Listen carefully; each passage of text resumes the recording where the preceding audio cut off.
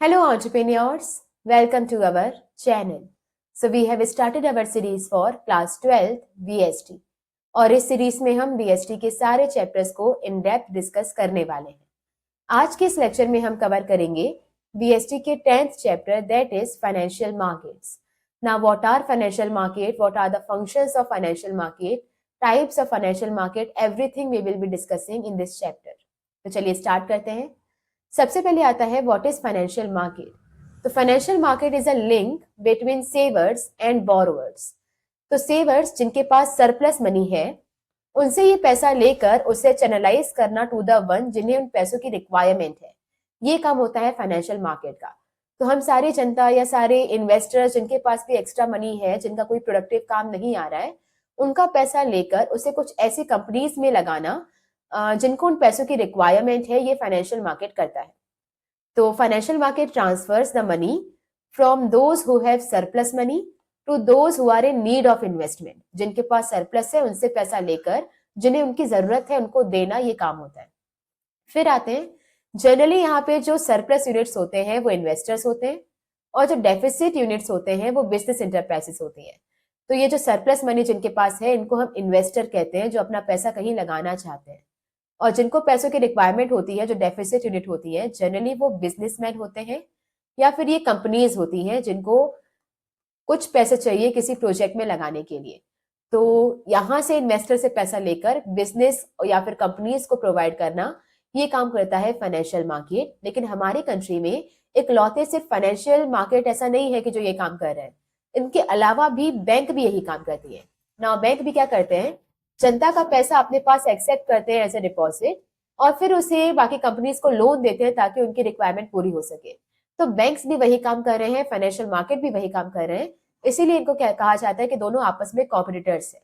तो financial market के इकलौते कॉम्पिटिटर्स जो हमारे कंट्री में है वो है बैंक्स.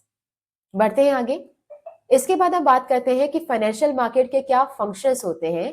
तो इनके 4 फंक्शंस आपको याद करने हैं. पहला आता है mobilisation of savings and channelising them into the most productive uses. ना मोबिलाइज करने का मतलब होता है अरेंज करना या फिर इकट्ठा करना, और चैनलाइज करने का मतलब होता है ट्रांसफर करना.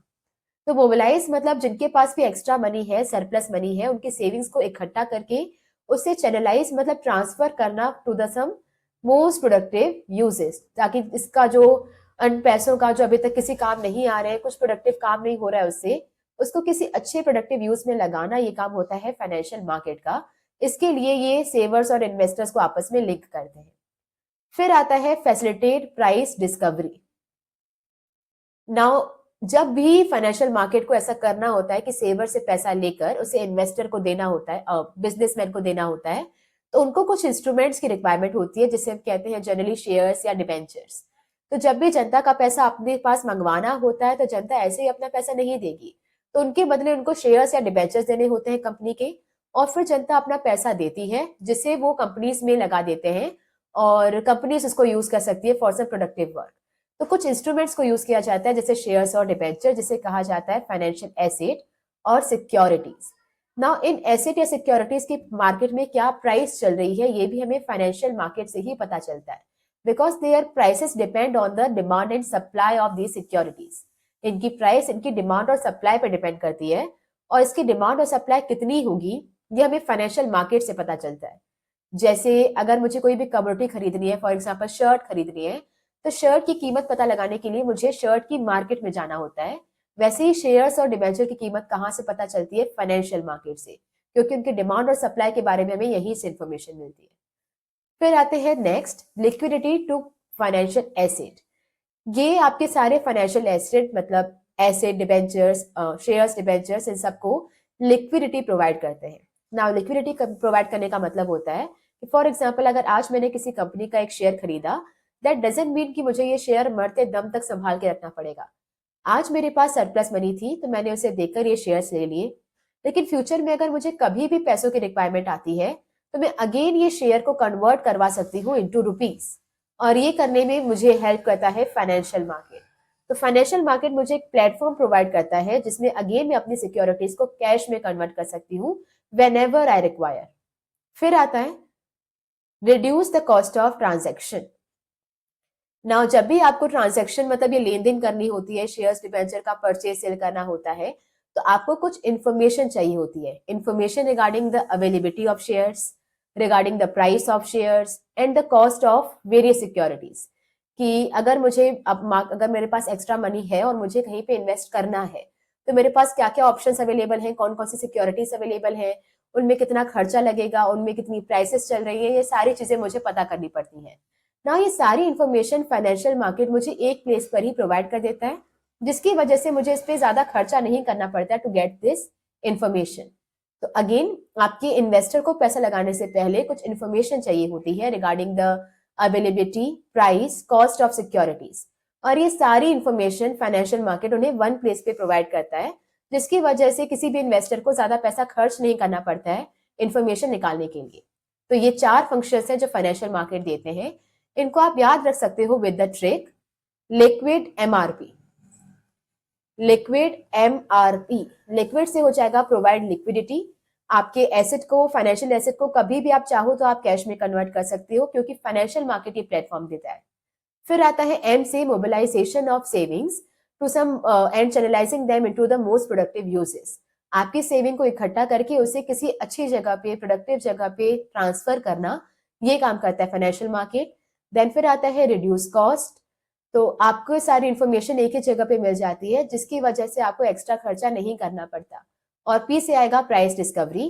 किसी भी सिक्योरिटी की प्राइसेस डिपेंड करती है उनकी डिमांड और सप्लाई पर, और उनकी demand and supply can be known from the financial market. तो आपको मार्केट से ही पता चलेगा कि कौन सी सिक्योरिटी की कितनी डिमांड या सप्लाई है।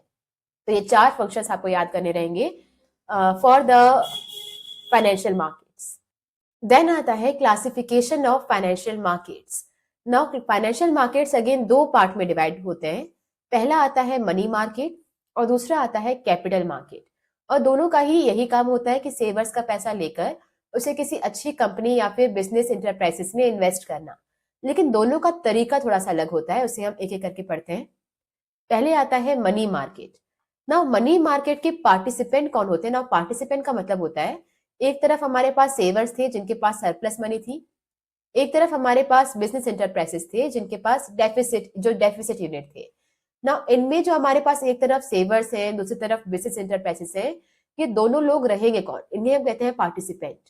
तो मनी मार्केट में ये दोनों लोग जो होते हैं वो कोई फाइनेंशियल इंस्टीट्यूशन जैसे कि बैंक, एनबीएफसी, एलआईसी, या फिर कोई पब्लिक या प्राइवेट कंपनीज रहती है।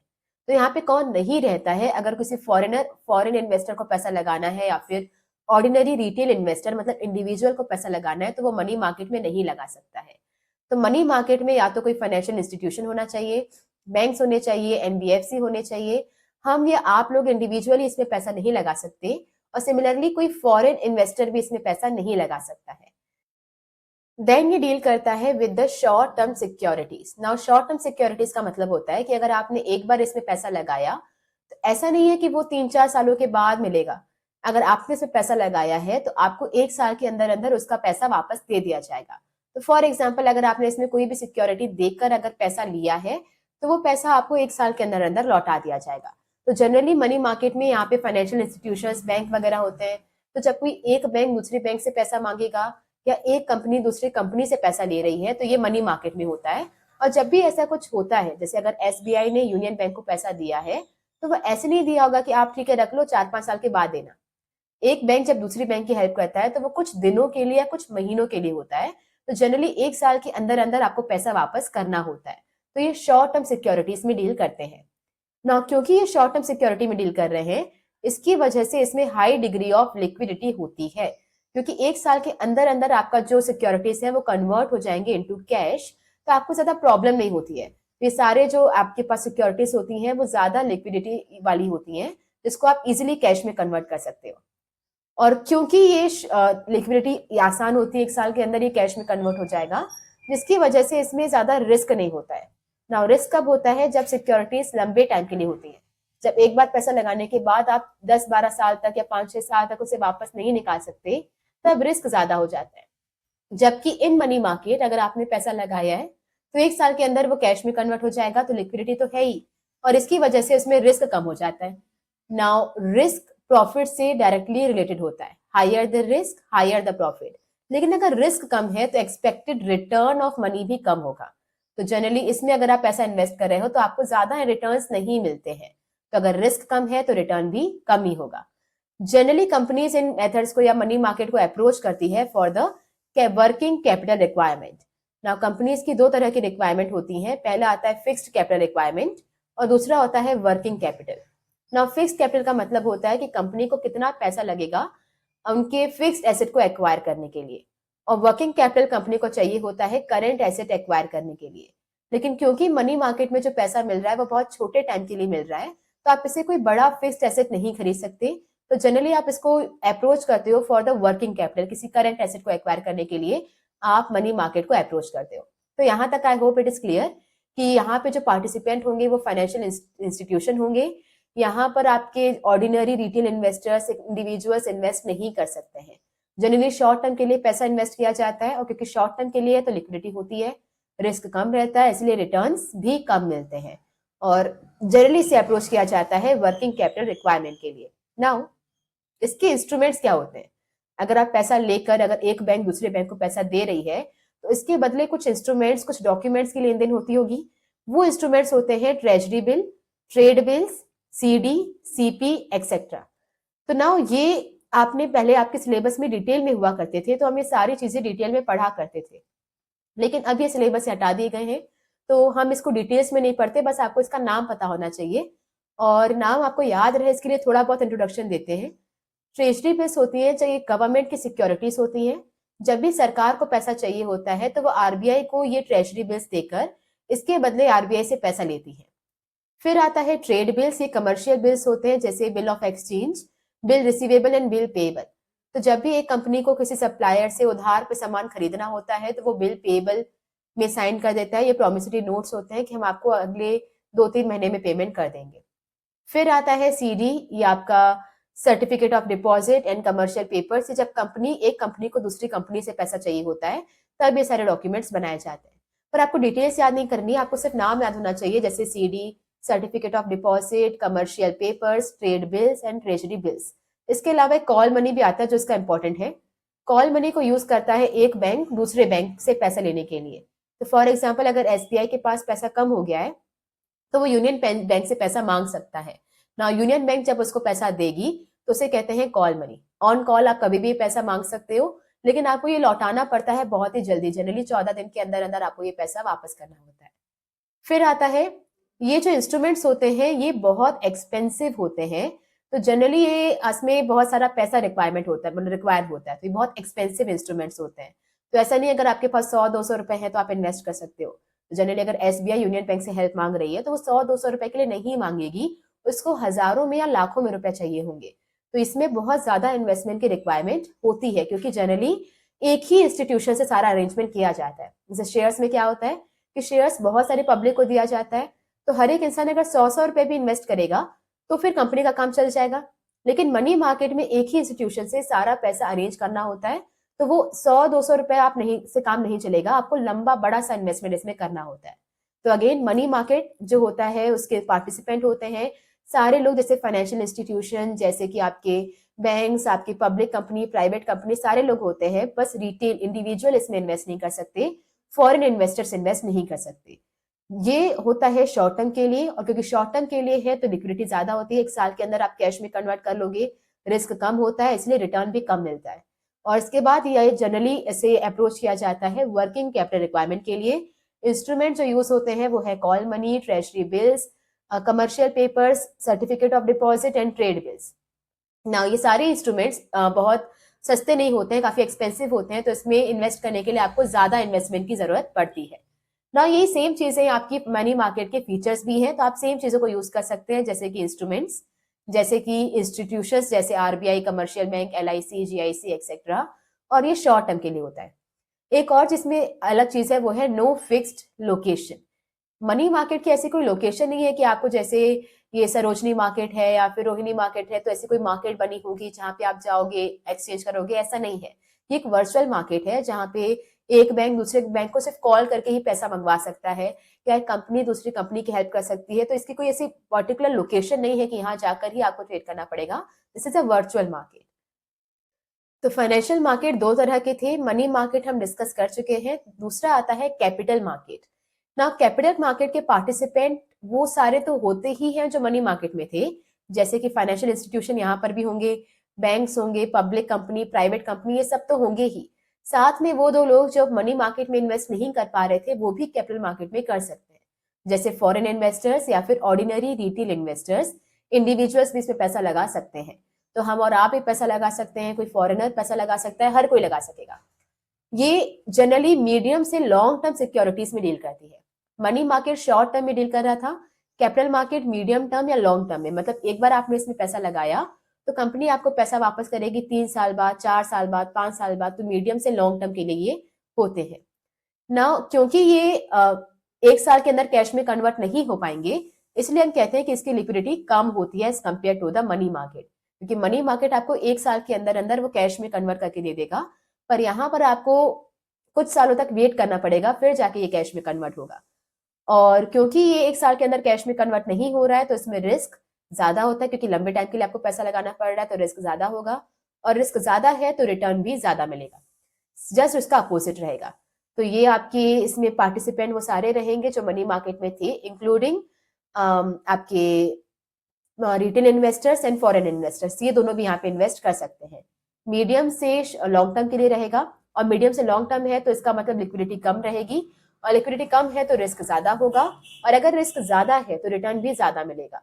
तो जनरली आप इसको अप्रोच करते हो for the fixed capital requirement, आप इसको अप्रोच कर सकते हो फिक्स्ड एसेट के अरेंजमेंट के लिए। नाउ इसमें अगेन इसके इंस्ट्रूमेंट्स क्या रहेंगे, तो इसके इंस्ट्रूमेंट होते हैं equity shares, debentures, preference shares, bonds etcetera.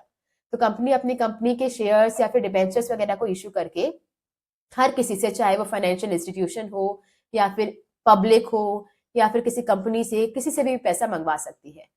Now यहाँ पर आपको बहुत ज्यादा इन्वेस्टमेंट करने की जरूरत नहीं पड़ती है, क्योंकि जनरली एक शेयर की कीमत 10 से इवन 100 रुपए भी होती है। तो अगर आपके पास, अगर आपको एक दो शेयर खरीदने हैं तो अगर आपके पास 100-200 रुपए भी है तो उससे भी आप खरीद सकते हो।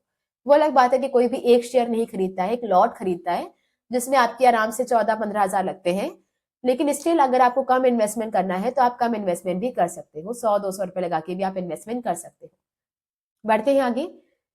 सेम आप वही फीचर्स को यहाँ पे यूज कर सकते हो, लेकिन अगेन इसका पहला फीचर है link between the सेवर्स and investors opportunities.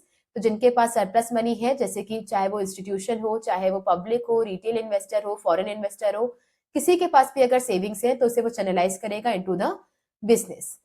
फिर आता है deal in the long term investment. Generally ये इंस्ट्रूमेंट्स एक साल के अंदर अंदर कैश में कन्वर्ट नहीं होते हैं, इनको लगभग 3 से 5 साल का टाइम लगता है कैश में कन्वर्ट करने के लिए।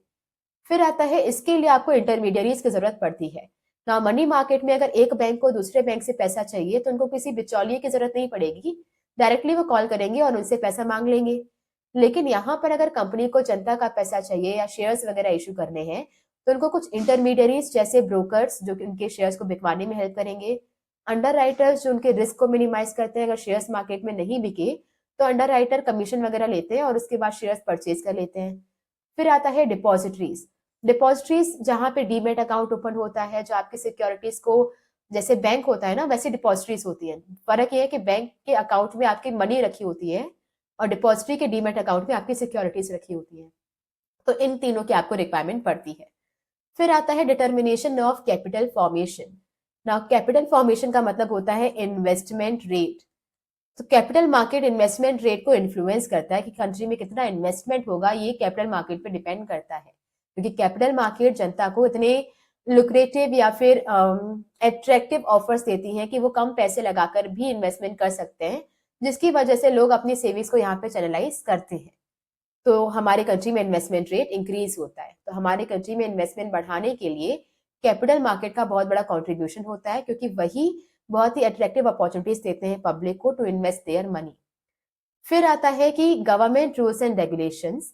Generally capital market freely operate करते हैं इंडिपेंडेंटली, लेकिन फिर भी कुछ फ्यूचर में केओस ना हो जाए, ऐसे प्रोटेक्ट करने के लिए, प्रिवेंट करने के लिए सरकार के कुछ रेगुलेशंस इनको फॉलो करने पड़ते हैं। तो सरकार ने स्पेशली एक बॉडी बनाई हुई है जिसका नाम है SEBI, security exchange board of India, और ये सारी स्टॉक एक्सचेंज मार्केट को ये गवर्न करती है। फिर आता है इसके कॉमन इंस्ट्रूमेंट, अभी हमने देखे शेयर्स होते हैं, इक्विटी, प्रेफरेंस शेयर सारे। Debentures, bonds, mutual funds, public deposit, ये सारे इसके इंस्ट्रूमेंट्स होते हैं। तो अगेन ये सेवर से पैसा लेके आपके बिजनेस इंटरप्राइजेस को देती है, लॉन्ग टर्म के लिए पैसा लगाती है, इंटरमीडिएट्स इनको हायर करने पड़ते हैं जैसे ब्रोकर, अंडरराइटर, डिपॉजिटरीज एक्सेट्रा। इसके अलावा ये आपकी कंट्री में कैपिटल फॉर्मेशन मतलब इन्वेस्टमेंट के रेट को भी डिसाइड करती है। तो क्योंकि ये जनता को बहुत अट्रैक्टिव ऑफर्स देती है जिसकी वजह से जनता इसमें पैसा लगाती है। फिर आता है कि सरकार के रेगुलेशन यहाँ पे होते हैं। सरकार ने एक सेबी बॉडी बनाई हुई है और ये बॉडी जो है वो रेगुलेट करती है सारे स्टॉक एक्सचेंज मार्केट को। फिर आता है आपके कॉमन इंस्ट्रूमेंट जैसे शेयर्स इशू करके पैसा ला सकते हो, डिबेंचर्स हो गए, बॉन्ड्स, म्यूचुअल फंड्स एक्सेट्रा। बढ़ते हैं आगे। फिर आता है what is an ideal capital market. एक आइडियल कैपिटल मार्केट कैसा होना चाहिए? पहला जो कि फ्रीली, फेयरली और ट्रांसपेरेंटली काम करे। ना फ्रीली, फेयरली एंड ट्रांसपेरेंट का मतलब क्या होता है कि जिस कोई भी अंदर हिडन ट्रेडिंग नहीं हो रही हो, जहां पे जनता का पैसा कहीं गलत जगह पे नहीं लगाया जा रहा हो, फ्रीली एंड ओपनली वो काम कर रहा हो, जहां पे हर एक इन्वेस्टर ये देख पाए कि उसका पैसा कहाँ लगाया जा रहा है। Second, provide information to the investors. ना जो भी पैसा इन्वेस्ट कर रहा है उसका ये हक बनता है कि उसे उसका पैसा कहाँ लगाने वाले हैं या कौन सी कंपनी में उसका पैसा लग रहा है, उस कंपनी के बारे में कंप्लीट इंफॉर्मेशन उसके पास हो। तो कैपिटल मार्केट का दूसरा एक फंक्शन क्या होता है, या आइडियल अगर मार्केट वही होगी जो इन्वेस्टर को ये सारी इंफॉर्मेशन प्रोवाइड करेगी। तीसरा, उनके जो इन्वेस्टमेंट है या उनका जो सेविंग्स है उन्हें सबसे ज्यादा प्रोडक्टिव जगह पे इन्वेस्ट करना। ओके, तो उन्हें बहुत सारे अच्छे ऑप्शंस दिखाना जहां पे अगर वो पैसा लगाएं तो एक्सपेक्ट किया जा सकता है कि पैसा उनका बढ़ेगा। तो उन्हें अच्छे ऑप्शंस अवेलेबल करवाना जिससे वो अपने पैसों को प्रोडक्टिव जगह पे लगा पाए। फिर आता है सिर्फ ये इन्वेस्टर के लिए काम ना करे, कंपनी के लिए भी काम करे और कंपनी को सारे इन्वेस्टमेंट रीजनेबल कॉस्ट पे प्रोवाइड करे। रीजनेबल कॉस्ट मतलब अगर कंपनी को पैसा चाहिए तो वो बैंक से लोन भी ले सकता है। तो ऐसा नहीं है कि उनको बैंक से लोन लेना पड़े, अगर बैंक से लोन नहीं भी मिल रहा है तो उनको अलग अलग ऑप्शन अवेलेबल करवाए और रीजनेबल कॉस्ट पे अवेलेबल करवाए ताकि उनको पैसों की रिक्वायरमेंट जितनी हो वो पूरी कर सके कम से कम कॉस्ट पे। और ये सारा करके वो क्या इंश्योर करते हैं, growth and development of the country. तो एक आइडियल कैपिटल मार्केट के लिए क्या जरूरी है कि वो freely, Fairlie and transparently operate करे, सारी चीजें उसकी ओपनली काम कर रही हो, जो इन्वेस्टर्स पैसा लगा रहे हैं उन्हें कंपनी के बारे में कंप्लीट इंफॉर्मेशन प्रोवाइड करे, उनका जो पैसा है वो प्रोडक्टिव जगह पे लगा पाए, इनके लिए उनको असिस्ट करे। इसके अलावा जो कंपनीज है उनको जो पैसा चाहिए उन्हें कम से कम कॉस्ट में अवेलेबल करवाए और ये सारा काम करके वो कंट्री की ग्रोथ एंड डेवलपमेंट को इंश्योर करे। तो ये एक आइडियल मार्केट का काम होता है। हालांकि आपके एग्जाम परस्पेक्टिव से इंपॉर्टेंट नहीं है पर आप अपने आंसर में कहीं पर इसको इन्वॉल्व कर सकते हो। बढ़ते हैं आगे। फिर आता है कैपिटल मार्केट। अगेन दो तरह के होते हैं। तो अभी तक हमने देखा फाइनेंशियल मार्केट क्या होते हैं, जो कि सेवर से पैसा लेकर आपके ये बिजनेसमैन को देता है।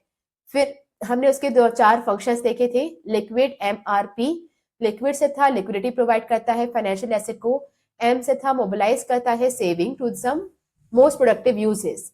फिर आता था R से रिड्यूस कॉस्ट, सारी इंफॉर्मेशन एक जगह पे प्रोवाइड करके खर्चा बचाता है। और P से था प्राइसिंग, सिक्योरिटीज की प्राइस कितनी होगी वो उसके डिमांड सप्लाई पर डिपेंड करती है, पर डिमांड और supply can be known from the financial market. तो ये चार फंक्शंस थे आपके फाइनेंशियल मार्केट के।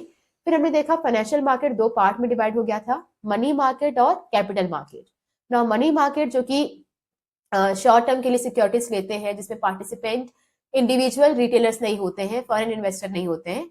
इसके अलावा सारे फाइनेंशियल इंस्टीट्यूशन हो गया, बैंक हो गया, आपका प्राइवेट कंपनी हो गई, पब्लिक कंपनी हो गई, ये सारे इसमें पार्टिसिपेंट होते हैं। शॉर्ट टर्म के लिए पैसा लगाते हैं, लिक्विडिटी इसमें ज्यादा होती है, रिस्क इसमें कम होता है तो रिटर्न कम मिलता है, instrument call money etcetera. Capital market में हमने देखा कि इसमें सारे लोग, चाहे वो रिटेल इन्वेस्टर हो या फॉरेन इन्वेस्टर हो, सब कोई पैसा लगा सकते हैं। इसमें जो आपकी ड्यूरेशन होती है वो मीडियम से लॉन्ग टर्म के लिए रहती है, तो लिक्विडिटी इसमें कम हो जाती है, रिस्क बढ़ जाता है और रिटर्न बढ़ जाता है। इसके इंस्ट्रूमेंट्स होते हैं आपके शेयर्स, डिबेंचर्स एक्सेट्रा। इसमें जो आपके इंस्ट्रूमेंट्स होते हैं वो थोड़े से रीजनेबल कॉस्ट के होते हैं, कम प्राइस लगती है, जबकि मनी मार्केट में इन्वेस्टमेंट ज्यादा चाहिए होती है। Money market working capital requirement के लिए होता है, जबकि आपका capital market fixed capital requirement के लिए होता है। ये करने के बाद फिर हमने देखा कि जो कैपिटल मार्केट है वो अगेन दो पार्ट में डिवाइड हो जाएगा। पहला है मनी प्राइमरी मार्केट और दूसरा है सेकेंडरी मार्केट। नाउ पहले हम समझते हैं कि एक बार क्या होता है कि कई बार जो शेयर्स डिबेंचर्स हैं वो ऐसे जब भी मानो किसी कंपनी को, फॉर एग्जांपल टाटा कंपनी को अगर पैसों की रिक्वायरमेंट है, तो कई बार वो अपने फ्रेश शेयर्स मार्केट में सेल करते हैं टू द इंडिविजुअल। मान लीजिए वो शेयर उन्होंने बेचा और मैंने उसे खरीद लिया ना। जगह अगर मैंने उसे खरीदा है तो जरूरी नहीं है कि मैं हमेशा उसे अपने पास संभाल के रखूंगी। अगर मुझे कल को पैसों की रिक्वायरमेंट हुई तो मैं इसे अगेन सेल कर सकती हूँ टू सम अनदर इन्वेस्टर्स। मान लीजिए अगर मैंने मुझे पैसों की रिक्वायरमेंट थी तो मैंने उस कंपनी के शेयर आपको बेच दिए। तो एक बार क्या हुआ, कंपनी ने वो शेयर मुझे बेचे और जब भी मुझे उसकी दोबारा पैसों की रिक्वायरमेंट पड़ेगी तो मैं ये शेयर किसी और को बेचकर वहां से पैसा ले सकती हूँ। तो वो मार्केट जहां पे कंपनी डायरेक्टली अपनी फ्रेश सिक्योरिटीज को पब्लिक को इश्यू करती है उसे कहते हैं प्राइमरी मार्केट। और नाउ अगेन अगर वो इन्वेस्टर वैसी सेकेंड हैंड इन्वेस्टमेंट को या सेकेंड हैंड शेयर्स को किसी दूसरे इन्वेस्टर को बेचता है तो उस मार्केट को कहते हैं सेकेंडरी मार्केट। तो प्राइमरी मार्केट पे नई सिक्योरिटीज बेची जाती है जिसे डायरेक्टली कंपनी इशू करती है, लेकिन सेकेंडरी मार्केट पे सेकेंड हैंड सिक्योरिटीज बेची जाती है जो कि एक इन्वेस्टर दूसरे इन्वेस्टर को ट्रांसफर करता है। तो ये ट्रांसफर की जाती है बिटवीन टू इन्वेस्टर। जैसे मैंने अगर उस कंपनी का शेयर खरीदा था तो मैं भी इन्वेस्टर थी और मैंने अगर आपको बेचा तो आप भी इन्वेस्टर हो। तो प्राइमरी मार्केट में नई सिक्योरिटीज थी जो कि डायरेक्टली कंपनी ने इशू की है।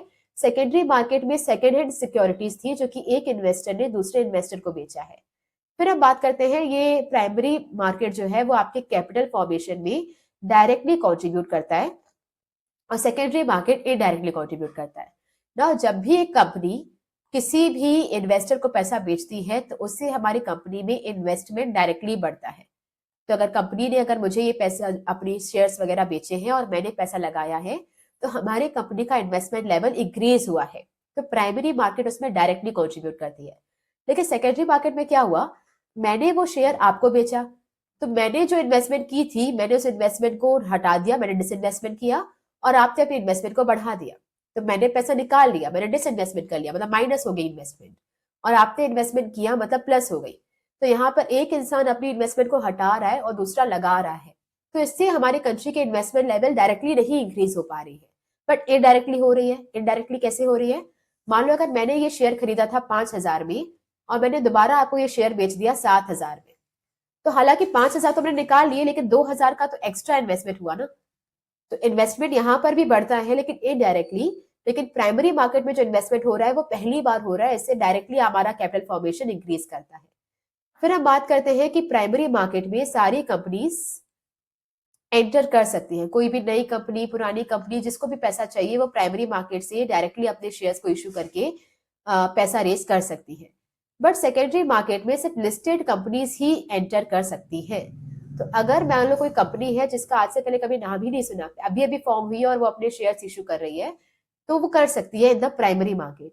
लेकिन अगर मैंने किसी ऐसी कंपनी का शेयर खरीदा है जो लिस्टेड नहीं है तो मैं किसी और दूसरे इन्वेस्टर को वो नहीं बेच पाऊंगी, क्योंकि यहाँ पर सेकेंडरी मार्केट में ट्रेड करने के लिए स्टॉक एक्सचेंज की जरूरत पड़ती है और स्टॉक एक्सचेंज में सिर्फ लिस्टेड कंपनी के शेयर्स ही ट्रेड किए जाते हैं। तो मनी मार्केट में डायरेक्टली अगर कंपनी को इश्यू करना है तो कोई भी कंपनी शेयर इश्यू कर सकती है, पर सेकेंडरी मार्केट में सिर्फ उन्हीं कंपनी के शेयर्स में ट्रेड होता है जो कि लिस्टेड होती है। फिर आते हैं प्राइमरी मार्केट की कोई भी फिक्स ज्योग्राफिकल एरिया नहीं होता है। तो ऐसी कोई जगह नहीं है कि जैसे सरोजनी मार्केट या रोहिणी मार्केट कि ऐसा कोई जगह बना होगा जहां पे वो जाएंगे और अपनी सिक्योरिटीज बेचेंगे, ऐसा नहीं होता है। तो अगर कंपनी को डायरेक्टली इश्यू करना है तो एक न्यूज़पेपर में एड दे दी जाएगी और उस एड के थ्रू उसकी जनता को वो शेयर्स वगैरह बेच सकते हैं। लेकिन सेकेंडरी मार्केट में क्या होता है, ऐसे कोई फिक्स ज्योग्राफिकल एरिया होता है और उसके प्रॉपरली वर्किंग आवर्स भी होते हैं, क्योंकि इसमें स्टॉक एक्सचेंज इन्वॉल्व होता है। तो एक पर्टिकुलर एक एरिया होगा और यहाँ पे उनके जो ऑफिसर्स यहाँ पे काम करते हैं उनके एक पर्टिकुलर टाइम आवर्स भी होते हैं। फिर हम बात करते हैं प्राइमरी में जो प्राइसेस होते हैं शेयर्स के उसे फिक्स करती है कंपनी की मैनेजमेंट। तो कंपनी खुद डिसाइड करती है कि उन्हें अपने शेयर मार्केट में कितने में इशू करना है। लेकिन सेकेंडरी मार्केट में वो प्राइसेस डिसाइड किए जाते हैं बाय डिमांड एंड सप्लाई। तो अगर मैंने किसी ऐसी कंपनी का शेयर खरीदा होता जिसकी मार्केट में बहुत ज्यादा डिमांड है तो मुझे हाई प्राइसेस मिल जाएंगे। लेकिन अगर ऐसी कंपनी का शेयर खरीदा है जो जिसकी बिल्कुल डिमांड नहीं है तो मुझे इसका पैसा कम मिलेगा। तो सेकेंडरी मार्केट में कितना पैसा मिलेगा ये डिमांड एंड सप्लाई डिसाइड करती है, जबकि प्राइमरी मार्केट में कितना पैसा मिलेगा ये कंपनी का मैनेजमेंट डिसाइड करता है। ओके, तो ये था हमारा प्राइमरी और सेकेंडरी मार्केट। यहाँ पे नई securities, second hand securities directly सरकार ये डायरेक्टली कंपनी इशू कर रही है और यहाँ पर एक इन्वेस्टर दूसरे इन्वेस्टर को दे रहा है।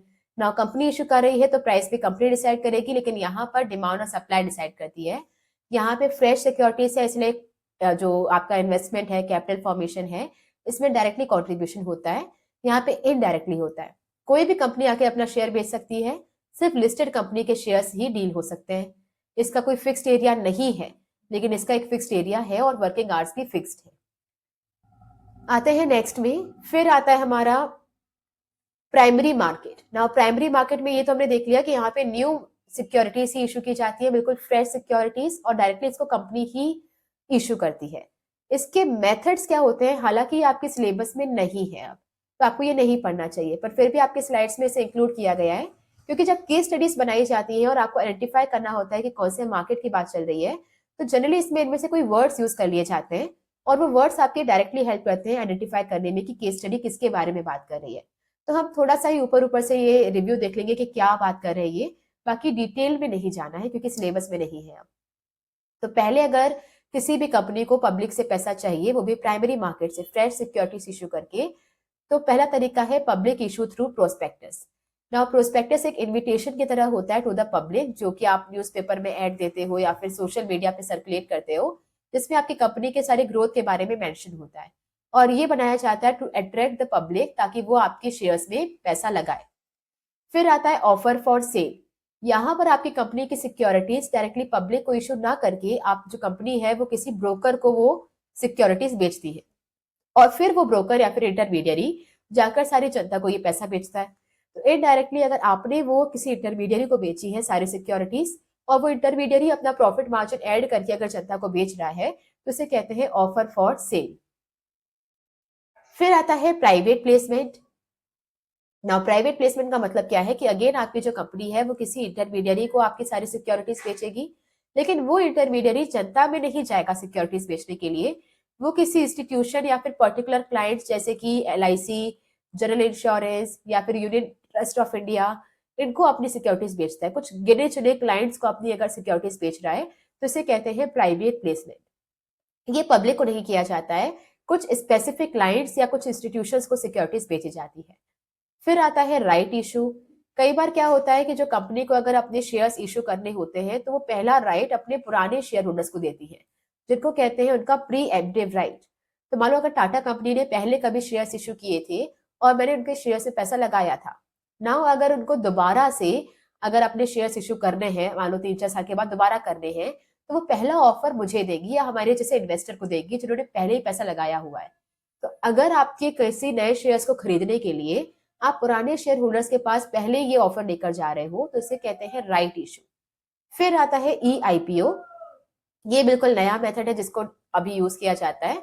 जब भी कंपनी को अपने शेयर्स इशू करने होते हैं, तो फिर वो आपके इंटरनेट के थ्रू, ऑनलाइन सिस्टम के थ्रू अपने शेयर्स इशू करती है, और आप कुछ एप्स का यूज करके, जैसे एंजलमैन ऐप आप यूज करके आपने अपने पैसों को लगा सकते हो टू द कंपनी के शेयर्स, जो शेयर्स डिबेंचर जो भी आपको खरीदने हैं, आप उससे पैसा लगा सकते हो।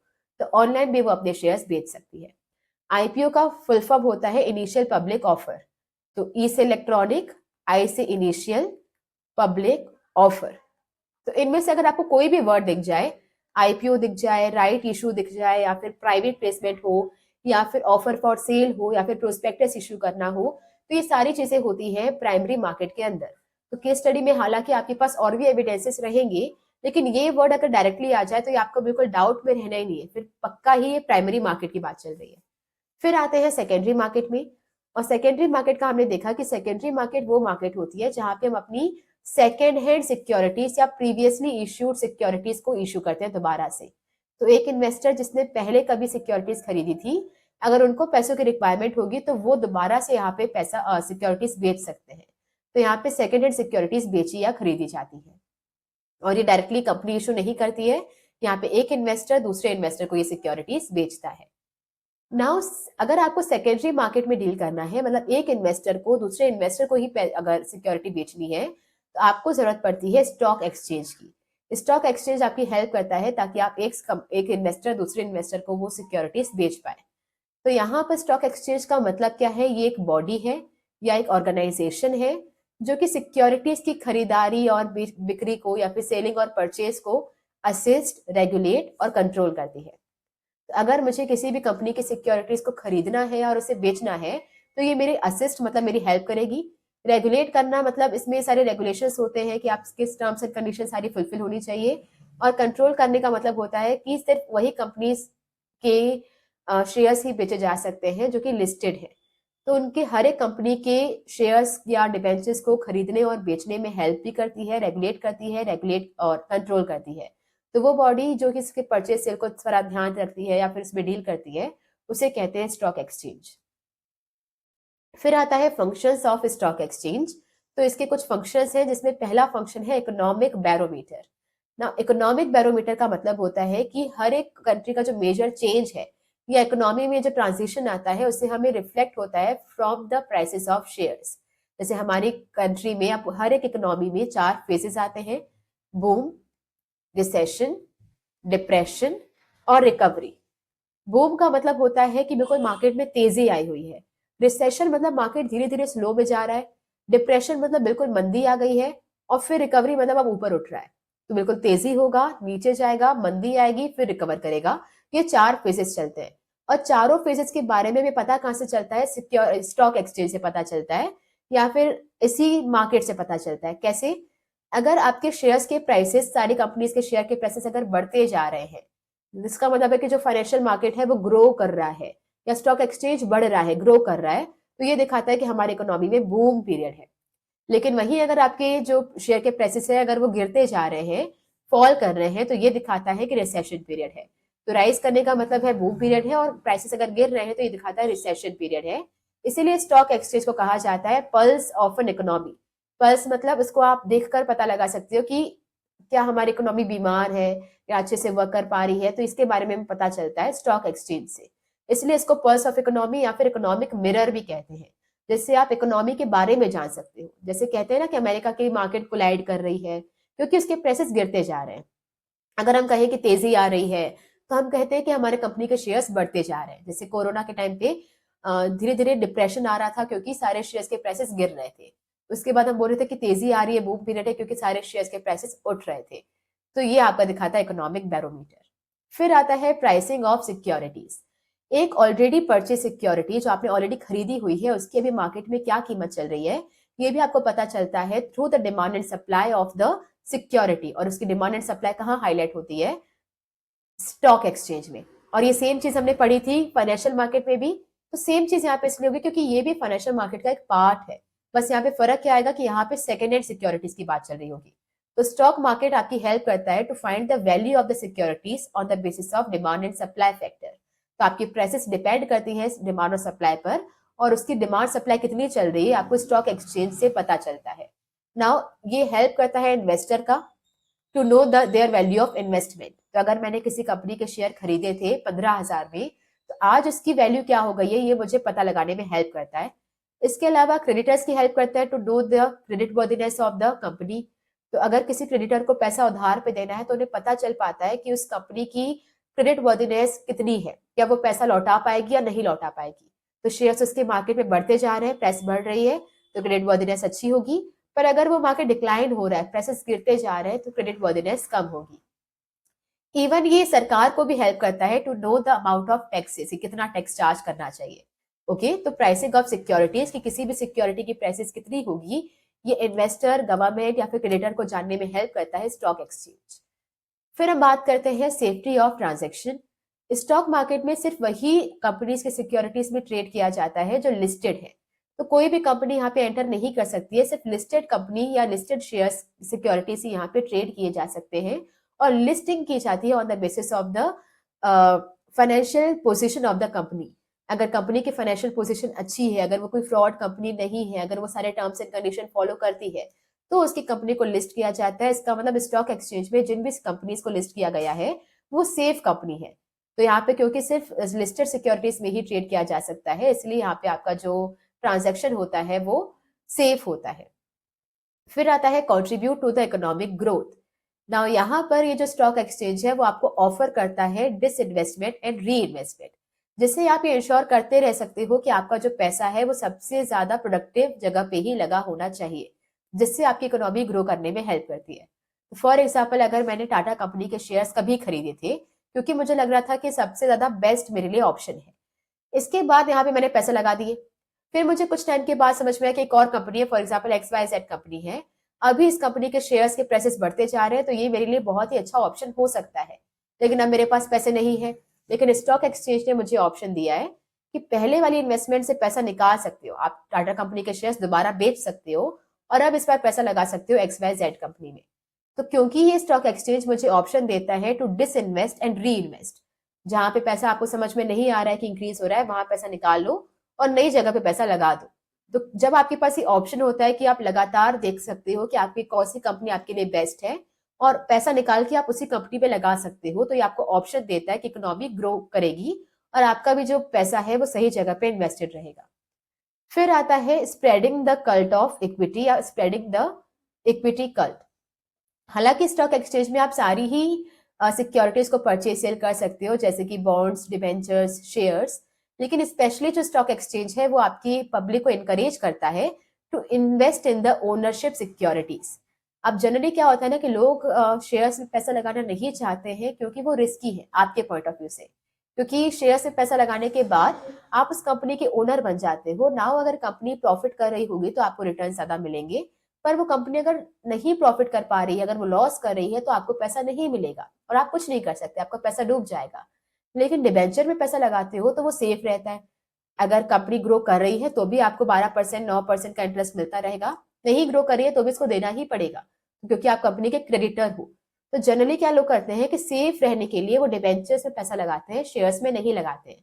पर स्टॉक एक्सचेंज का एक काम है कि वो पब्लिक को एनकरेज करे, वो उनके अंदर इक्विटी डेवलप करे, कल्चर डेवलप करे, ताकि वो अपना पैसा शेयर्स वगैरह में लगाए, रिस्क ले, क्योंकि रिस्क ज्यादा है तो आपका इन्वेस्टमेंट ज्यादा होने का या फिर प्रॉफिट ज्यादा होने के चांसेस बढ़ जाते हैं।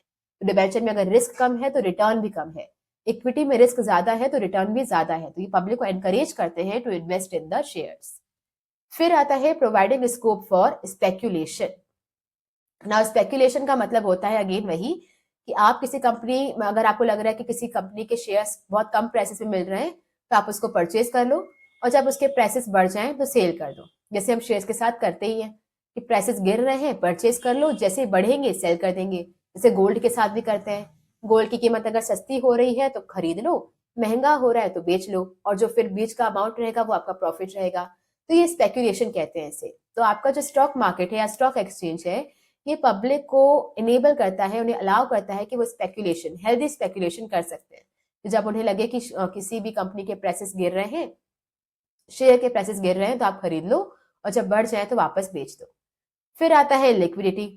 तो स्टॉक एक्सचेंज की वजह से कोई भी इन्वेस्टर जब चाहे वो अपनी इन्वेस्टमेंट को कन्वर्ट कर सकता है to cash whenever they want. तो इवन अगर उन्हें लॉन्ग टर्म इन्वेस्टमेंट भी की हुई है, तो अगर उन्हें वो पसंद नहीं आ रही है या उन्हें पैसों की रिक्वायरमेंट है, तो वो इन बिटवीन भी अपने शेयर्स किसी और इन्वेस्टर को बेचकर पैसा रिकवर कर सकते हैं। फिर आता है बेटर एलोकेशन ऑफ कैपिटल। यहाँ पर जब आप स्टॉक एक्सचेंज में डील करते हो तो यहाँ पे जो अच्छी कंपनीज होती हैं, प्रॉफिट मेकिंग कंपनीज होती हैं, उनके प्राइसेस हाई कोटेड किए जाते हैं और उनमें एक्टिवली ट्रेडेड किए जाते हैं, मतलब वो ऊपर ऊपर आपको दिखेगी। तो स्टॉक एक्सचेंज में जब भी आप किसी कंपनी में पैसा लगाने जाओगे सेकंड हैंड सिक्योरिटीज खरीदने के लिए, तो उसमें जो बेस्ट कंपनीज होती हैं उनके प्राइसेस बिल्कुल हाई रखे जाते हैं और वो मोस्ट ट्रेडेड, मतलब ऊपर ऊपर आपको उनके ऑप्शन अवेलेबल करवाए जाते हैं, ताकि आपको पता चल सके कि कौन सी कंपनी आपके लिए ज्यादा सुइटेबल रहेगी। तो ये आपके पैसों को सही जगह पे एलोकेट करने में भी हेल्प करती है बाय डूइंग दिस। फिर आता है प्रमोट सेविंग्स एंड इन्वेस्टमेंट।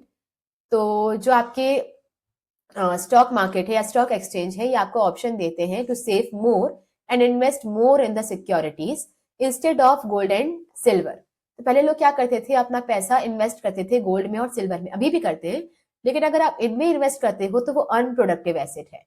मतलब आपने गोल्ड खरीदा और उसे रख लिया, गोल्ड कुछ काम कर रहा है क्या, इकोनॉमी की ग्रो में हेल्प कर रहा है, नथिंग। लेकिन अगर ये पैसा आप गोल्ड में रखने की जगह अगर आप शेयर्स वगैरह में लगाओगे, तो आपके पैसे किसी कंपनी को मिलेंगे जो उसको अच्छी तरीके से यूटिलाइज कर सकता है। तो ये आपकी सेविंग्स और इन्वेस्टमेंट को भी प्रमोट करता है। ओके, तो ये सारे फंक्शंस ऑफ स्टॉक एक्सचेंज आप याद रख सकते हैं with the trick that is sip of glass. Sip of glass होना चाहिए but it is seep of glass. ऐसे हो जाएगा सेफ्टी ऑफ ट्रांजेक्शन, बिकॉज सिर्फ लिस्टेड ट्रांजेक्शन से, लिस्टेड सिक्योरिटी से यहाँ पे डील की जा सकती हैं। फिर ई से आएगा इकोनॉमिक बैरोमीटर। आपको क्लियरली पता चल सकता है कि आपकी इकोनॉमिक में बूम पीरियड चल रहा है या फिर रिसेशन चल रहा है, तो इसलिए ये इकोनॉमिक बैरोमीटर है। ई से आ जाएगा हमारा इक्विटी कल्ट। ऑल्दो यहाँ पे आप सारी सिक्योरिटीज में ट्रेड कर सकते हो, पर इक्विटी पे स्पेशल फोकस होता है। फिर आता है पी से प्राइसिंग। किसी भी सिक्योरिटी की प्राइसिंग आप जान सकते हो with the demand and supply, and again demand and supply आपको पता चलती है स्टॉक एक्सचेंज से। फिर हम आते हैं जी से ग्रोथ, एल से लिक्विडिटी, कैश में कभी भी आप कन्वर्ट करवा सकते हो अपनी सिक्योरिटीज को। ए से बेटर एलोकेशन ऑफ रिसोर्सेज, तो आपको ये ऑप्शन देता है डिसइन्वेस्टमेंट री इन्वेस्टमेंट का, ताकि आप अपने पैसों को सही जगह पे एलोकेट कर पाओ। फिर आता है एस से स्पेक्यूलेशन, जब सस्ता हो जाए तो आप खरीद सकते हो, महंगा हो जाए तो बेच सकते हो, तो ऐसे करके आप स्पेक्यूलेटिव ट्रेड भी कर सकते हो। और फिर लास्ट ऐसे आता है आपका सेविंग्स एंड इन्वेस्टमेंट, तो ये आपको प्रमोट करता है to save more and more and to invest in the best option. तो सी ऑफ ग्लास, ऐसे हो जाएगा safety of transaction, economic barometer, equity cult, pricing, G से ग्रोथ, एल से लिक्विडिटी, ए से एलोकेशन, एस से सेविंग एंड एस से speculation. बढ़ते हैं आगे। नेक्स्ट है हमारा, then we will talk about trading procedure on stock exchange. Now पहले के टाइम पे अगर हमें स्टॉक एक्सचेंज से कोई भी सिक्योरिटीज खरीदनी होती थी या बेचनी होती थी, तो हमें उसके फ्लोर पे जाना पड़ता था। मतलब एक फिजिकल जगह हुआ करती थी, लोकेशन हुआ करती थी, जहां आपको जाकर पर्सनली जो भी सिक्योरिटीज खरीदनी है या बेचनी है उसे आप खरीद या बेच सकते थे। लेकिन अभी ये सारा काम ऑनलाइन हो चुका है। अभी अगर आपके पास कंप्यूटर है या मोबाइल फोन है, तो आप उसके थ्रू ही सारे शेयर्स वगैरह खरीद सकते हो या बेच सकते हो। तो पहले जब ये सिस्टम इतना आसान नहीं हुआ करता था, ऑनलाइन नहीं हुआ करता था, तब प्रोसीजर क्या फॉलो करना पड़ता था, ये सारी प्रोसीजर यहाँ पे दिया हुआ है। सबसे पहले आता है, पहले हमें करना होता था सिलेक्शन ऑफ अ ब्रोकर। तो हमें एक ब्रोकर चाहिए होता था, क्योंकि जब भी किसी पर्सन को कोई शेयर्स खरीदने हैं या बेचने हैं, तो वो डायरेक्टली नहीं कर सकता था, स्टॉक एक्सचेंज नहीं जा सकता था, तो एक ब्रोकर वहां पे आपकी हेल्प करता था। तो आपको एक ब्रोकर सिलेक्ट करना होता था, जो जरूरी है कि सेबी के साथ रजिस्टर्ड होना चाहिए। ऐसे कोई भी ब्रोकर नहीं हो सकता है, सेबी ने उसे अप्रूव किया हो, सेबी के थ्रू रजिस्टर्ड हो, उसे ही आप हायर कर सकते थे। नाउ ब्रोकर आपका एक इंडिविजुअल हो सकता है, कोई पार्टनरशिप फर्म हो सकती है, या फिर कोई कंपनी हो सकती है। तो सबसे पहले आप किसी ब्रोकर को सिलेक्ट करेंगे, ताकि वो आपके बिहाफ पे कोई भी सिक्योरिटीज को खरीद या बेच सके। फिर आता है next, opening a demat account. Now demat account क्या होता है, सेम एक बैंक अकाउंट जैसा होता है, और डिपॉजिटरी आपका एक बैंक मान लीजिए। जैसे जब आपको अपने सारे मनी कैश को डिपॉजिट करना होता है, तो आप बैंक में एक बैंक अकाउंट ओपन करवाते हो, जहां आपका सारा कैश डिपॉजिटेड रहता है। वैसे ही आपको जब सिक्योरिटीज खरीदनी या बेचनी होती है या स्टोर करनी होती है, तो आप डिपॉजिटरी में डीमेट अकाउंट बनवाते हो और वहां पे अपनी सारी सिक्योरिटीज को स्टोर करते हो। तो इसके बाद सेकेंड स्टेप होता है डीमेट अकाउंट ओपन करवाना। डीमेट अकाउंट जो है वो, उसका पूरा नाम है डीमटेरियलाइज्ड, जो कि फिजिकल सिक्योरिटीज को कन्वर्ट करती है इलेक्ट्रॉनिक फॉर्म में, और इसी का दूसरा नाम है बेनिफिशियल ओनर अकाउंट। तो एक डीमेट अकाउंट या बेनिफिशियल ओनर अकाउंट या डिपॉजिटरी अकाउंट आपको ओपन करवाना होता है इन द डिपॉजिटरी। और हमारे कंट्री में सिर्फ दो ही डिपॉजिटरीज हैं, एक है नेशनल डिपॉजिटरी और नेशनल सिक्योरिटी डिपॉजिटरी लिमिटेड, और दूसरी है सेंट्रल डिपॉजिटरी सर्विसेज लिमिटेड। तो पूरी इंडिया में सिर्फ दो ही डिपॉजिटरीज है, या तो आप इसे करेंगे एनएसडीएल से, नेशनल सिक्योरिटी डिपॉजिटरी लिमिटेड, या फिर CDSL, central depository services limited. ना जब भी आपको इसमें डीमेट अकाउंट ओपन करना हो, तो आप डायरेक्टली यहाँ पे जाकर नहीं ओपन कर सकते। जैसे आप बैंक आप खुद जा सकते हो, पर डिपॉजिटरी में आप खुद नहीं जाते, आप किसी डिपॉजिटरी पार्टिसिपेंट की हेल्प से यहाँ पे अकाउंट ओपन करवाते हो। नाउ डिपॉजिटरी पार्टिसिपेंट कोई बैंक हो सकता है या कोई ब्रोकर हो सकता है, जिससे कॉन्टेक्ट करके आप ये अकाउंट ओपन करवाएंगे। फिर आता है प्लेसिंग द ऑर्डर। जैसे ही आपका अकाउंट ओपन हो गया, उसके बाद आपको ब्रोकर को बताना होता है कि आपको कौन सी कंपनी के कितने शेयर्स चाहिए या कितनी सिक्योरिटीज चाहिए, कितने रुपए में चाहिए। तो ये सारी डिटेल्स आपको क्लियरली मेंशन करनी होती है ब्रोकर को, कि आपको कौन सी कंपनी के कितने शेयर्स, तो कंपनी का नाम, शेयर्स का नंबर, और इसके अलावा मैक्सिमम आप उसके लिए कितना प्राइस पे करने के लिए रेडी हो, ये सारी इंफॉर्मेशन उसे देनी होती है। फिर वो जो ब्रोकर है वो जाता है स्टॉक एक्सचेंज में और मैच करता है विद द बेस्ट प्राइस। तो फिर वो जो ब्रोकर है वो स्टॉक एक्सचेंज पे पता करेगा उसी कंपनी की उतने ही सिक्योरिटीज कितने प्राइस में मिल रही है, उसे बेस्ट ऑफर सर्च करेगा। फिर जैसे ही उसे एक ऐसा ऑफर मिलेगा जो आपके कंडीशन से मैच कर रहा होगा, उस वक्त वो क्या करेगा, ऑर्डर को परचेज या सेल करेगा। तो अगर आपको मतलब कोई सिक्योरिटीज खरीदनी होगी, तो उसका ऑर्डर बुक करेगा, और अगर मान लो अगर आपने उसे कहा होगा कि हमारे पास रिलायंस कंपनी के इतने शेयर्स हैं जो हमें बेचने हैं, तो फिर वो उसे सेल कर देगा। तो दोनों ही काम होगा, अगर आपको परचेज करना है तो ऑर्डर प्लेस करेगा, सेल करना है तो वो सिक्योरिटी सेल कर देगा। तो पहले उसने क्या किया, आपने ब्रोकर फाइंड किया। ब्रोकर मिलने के बाद अब ब्रोकर जो है वो कंपल्सरीली सेबी के थ्रू रजिस्टर्ड होना चाहिए। ब्रोकर सिलेक्ट करने के बाद एक डीमैट अकाउंट ओपन किया डिपॉजिटरी में और with the help of depository participant. Account open होने के बाद फिर आपने क्या किया, फिर आपने ऑर्डर प्लेस किया, क्लियरली उसे बताया कि आपको कितनी सिक्योरिटीज चाहिए, कौन सी कंपनी के चाहिए, कितनी प्राइस में चाहिए। फिर आपके जो ब्रोकर है उसने क्या किया, सर्च किया, मैच किया कि कोई ऐसा सिक्योरिटी मिले जो आपके कंडीशन से मैच कर रही हो। मैच करने के बाद अगर उसे कोई ऐसी सुइटेबल सिक्योरिटी मिलती है तो वो ऑर्डर प्लेस कर देता है। उसके लिए ऑर्डर, ऐसे कहते हैं एग्जीक्यूट करना ऑर्डर को, और ये जो है वो इलेक्ट्रॉनिकली एग्जीक्यूट किया जाता है। फिर अब बात करेंगे इशू ऑफ कॉन्ट्रैक्ट नोट। जैसे ही ऑर्डर प्लेस किया जाएगा उसे एग्जीक्यूट किया जाएगा। एग्जीक्यूट होने के 24 घंटे के अंदर अंदर ब्रोकर एक नोट बनाएगा जिसका नाम होगा कॉन्ट्रैक्ट नोट, और इसमें सारी चीजें क्लियरली मेंशन होगी कि आपने कौन सी कंपनी की कितनी सिक्योरिटीज खरीदी है, उसकी क्या प्राइस हो रही है, क्या उसके ब्रोकरेज चार्जेस है, सब कुछ इसमें लिखा होता है। तो कौन सी कंपनी के कितने शेयर्स, कितने रुपए के, उसमें ब्रोकर की चार्जेस कितनी होंगी, सब कुछ इंक्लूड करके आपको एक कॉन्ट्रैक्ट नोट दिया जाएगा, और ये 24 घंटे के अंदर अंदर इन्वेस्टर को मिल जाना चाहिए। इसी कॉन्ट्रैक्ट नोट में एक स्पेशल चीज में मेंशन होती है जिसे कहते हैं unique order code.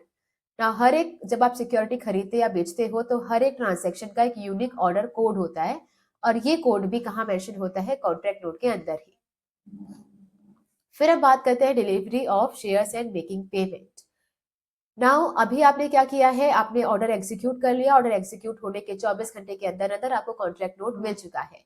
Now contract note जैसे ही आपको मिला उसी दिन ही आपको सारा पेमेंट कर देना होता है इन कैश और थ्रू चेक, एनी हाउ आपको सारी पेमेंट करनी होती है टू द ब्रोकर। ठीक है, अभी स्टॉक एक्सचेंज में वो नहीं पहुंचा है, जिस दिन आपको कॉन्ट्रैक्ट नोट दिया ब्रोकर ने उसी दिन पे आपको सारी पेमेंट ब्रोकर को करनी होती है। उसे कहते हैं हम पे इन डे। ठीक है, पे इन डे कौन सा डे होता है, वो डे जिसपे इन्वेस्टर पेमेंट करता है टू द ब्रोकर, और ये डे वही होना चाहिए जिस दिन उसको कॉन्ट्रैक्ट नोट मिला था। फिर आता है सेटलमेंट साइकिल। अभी जब आप ब्रोकर को ये पेमेंट करोगे तो ब्रोकर ये सारा कैश ट्रांसफर करेगा टू द स्टॉक एक्सचेंज। तो ये पूरे ट्रांजेक्शन में कितना टाइम लगना चाहिए, उसे कहते हैं सेटलमेंट साइकिल। और टाइम कितना लगना चाहिए, T+2 डेज। T+2 डेज मतलब अगर आपने मंडे को स्टॉक एक्सचेंज में कोई ऑर्डर प्लेस किया था किसी सिक्योरिटीज का, तो वेनेसडे तक, मतलब मंडे अगर आज हो गया तो मंडे के बाद ट्यूसडे और वेनेसडे, टुडे+2 डेज, ट्यूसडे और वेनेसडे तक की आपको सारी पेमेंट जो है वो स्टॉक एक्सचेंज में जमा करवानी पड़ेगी। इसे कहते हैं सेटलमेंट साइकिल। और ये जो ट्रांजेक्शन T+2 डेज डिसाइड किया गया है, ये पहले से नहीं हुआ करता था, ये अप्रैल 2003 के बाद इसे अप्लाई किया गया है। तो पहले ये साइकिल बड़ी हुआ करती थी, लेकिन अप्रैल 2003 में इसे शॉर्ट कर दिया गया और T+2 डेज डिसाइड किया गया। नाउ T+2 डे पे जैसे ही स्टॉक एक्सचेंज को सारी पेमेंट मिलेगी वो आपको आपकी सिक्योरिटीज का जो हैंड ओवर कर देंगे, आपकी सिक्योरिटीज ट्रांसफर कर देंगी ब्रोकर को, और ब्रोकर फिर वो आपको डिलीवर दे देगा। और डिलीवरी वो जनरली वो किस में देगा, डीमेट अकाउंट में जो आपने ओपन करवाया था। तो ये था पूरा आपका प्रोसीजर। सबसे पहले आपने ब्रोकर सिलेक्ट किया जो कि एक सेबी में रजिस्टर्ड होना चाहिए, चाहे वो इंडिविजुअल हो, चाहे वो बैंक हो, चाहे वो कोई भी पार्टनरशिप फर्म हो। आपने एक ब्रोकर सिलेक्ट किया। उसको सिलेक्ट करने के बाद फिर आपने डीमेट अकाउंट ओपन करवाया डिपॉजिटरी में with the help of depository participant. Account open होने के बाद फिर आपने ऑर्डर प्लेस किया टू द ब्रोकर, क्लियरली उसे बताया कि कौन सी कंपनी के कितने शेयर्स, कितने प्राइस में आपको चाहिए। फिर उसने मैच किया वही आपकी डील को कि कहीं उसको बेटर डील मिल जाए। मैच करने के बाद उसने एग्जीक्यूट द ऑर्डर, अगर उसे कोई बेस्ट डील मिलती है वैसे ही कंडीशंस की जैसे आपने उसे बताई थी, तो वो ऑर्डर प्लेस करेगा स्टॉक एक्सचेंज में। फिर आता है कॉन्ट्रैक्ट नोट। जैसे ही वो ऑर्डर प्लेस करेगा उसके 24 घंटे के अंदर अंदर उसे कॉन्ट्रैक्ट नोट बना के आपके इन्वेस्टर को देना पड़ेगा। इसके बाद फिर आता है कॉन्ट्रैक्ट नोट में आपका यूनिक कोड नंबर भी लिखा होता है कि आपने यूनिक ऑर्डर नंबर लिखा होता है कि आपने जो ऑर्डर प्लेस किया है उसका एक नंबर होता है, यूनिक कोड होता है, वो उसमें मेंशन होता है। जैसे ही आपको एक कॉन्ट्रैक्ट नोट मिलेगा उसी दिन आपको सारी पेमेंट करनी रहेगी ब्रोकर को, और जिस दिन इन्वेस्टर ब्रोकर को पेमेंट देता है उसे कहते हैं पे इन डे। नाउ पे इन डे पे ब्रोकर के पास पैसा आ चुका है। उसके बाद जो ब्रोकर है फिर वो स्टॉक एक्सचेंज में ये सारा पैसा सबमिट करवाएगा, और ये पूरा ट्रांजेक्शन कंप्लीट हो जाना चाहिए T+2 डेज के अंदर, जिसे कहते हैं सेटलमेंट साइकिल। पहले ये पीरियड नहीं हुआ करता था, लेकिन अप्रैल 2003 के बाद इस पीरियड को अप्लाई किया गया है। फिर आता है T+2 डेज, जो ये होने के बाद जो स्टॉक एक्सचेंज है वो आपको सारी सिक्योरिटीज ट्रांसफर करेगी ब्रोकर को, और ब्रोकर फिर ये आपके डीमेट अकाउंट में ट्रांसफर कर देगा। बढ़ते हैं आगे। फिर आता है व्हाट इज डीमटेरियलाइजेशन। डीमटेरियलाइजेशन का मतलब होता है कि वो सारी सिक्योरिटीज जो आपके फिजिकल फॉर्म में रखी हुई है आपके पास, उसे कन्वर्ट करना इनटू द इलेक्ट्रॉनिक फॉर्म। जैसे ऐसे मान लो कि अगर आपके पास पैसे रखे हैं इन कैश नोट्स में रखे हैं, तो आप बैंक में जाके उसे सबमिट करते हो और उसे कन्वर्ट करवाते हो इलेक्ट्रॉनिक फॉर्म में, फिर वो आपके अकाउंट में दिखता है। तो सेम आपका डिमेटेरियलाइजेशन होता है, जहां पे आप फिजिकल सिक्योरिटीज को इलेक्ट्रॉनिक फॉर्म में कन्वर्ट करते हो। नाउ इसके लिए सबसे पहले आपके पास एक डीमेट अकाउंट होना जरूरी है। बिना डीमेट अकाउंट के आप उसे डीमटेरियलाइजेशन नहीं कर पाओगे। इवन अभी तो ये इतना जरूरी हो गया है कि सेबी ने कुछ सिलेक्टेड सिक्योरिटीज के लिए कंपलसरी कर दिया है कि उसे फिजिकल फॉर्म में दिया ही नहीं जाएगा, उसे इलेक्ट्रॉनिक फॉर्म पे आपके अकाउंट में ही ट्रांसफर किया जाएगा। Okay, now what are the benefits of dematerialisation. हम क्यों चाहते हैं कि सारी फिजिकल सिक्योरिटीज कन्वर्ट हो जाए इनटू द इलेक्ट्रॉनिक फॉर्म?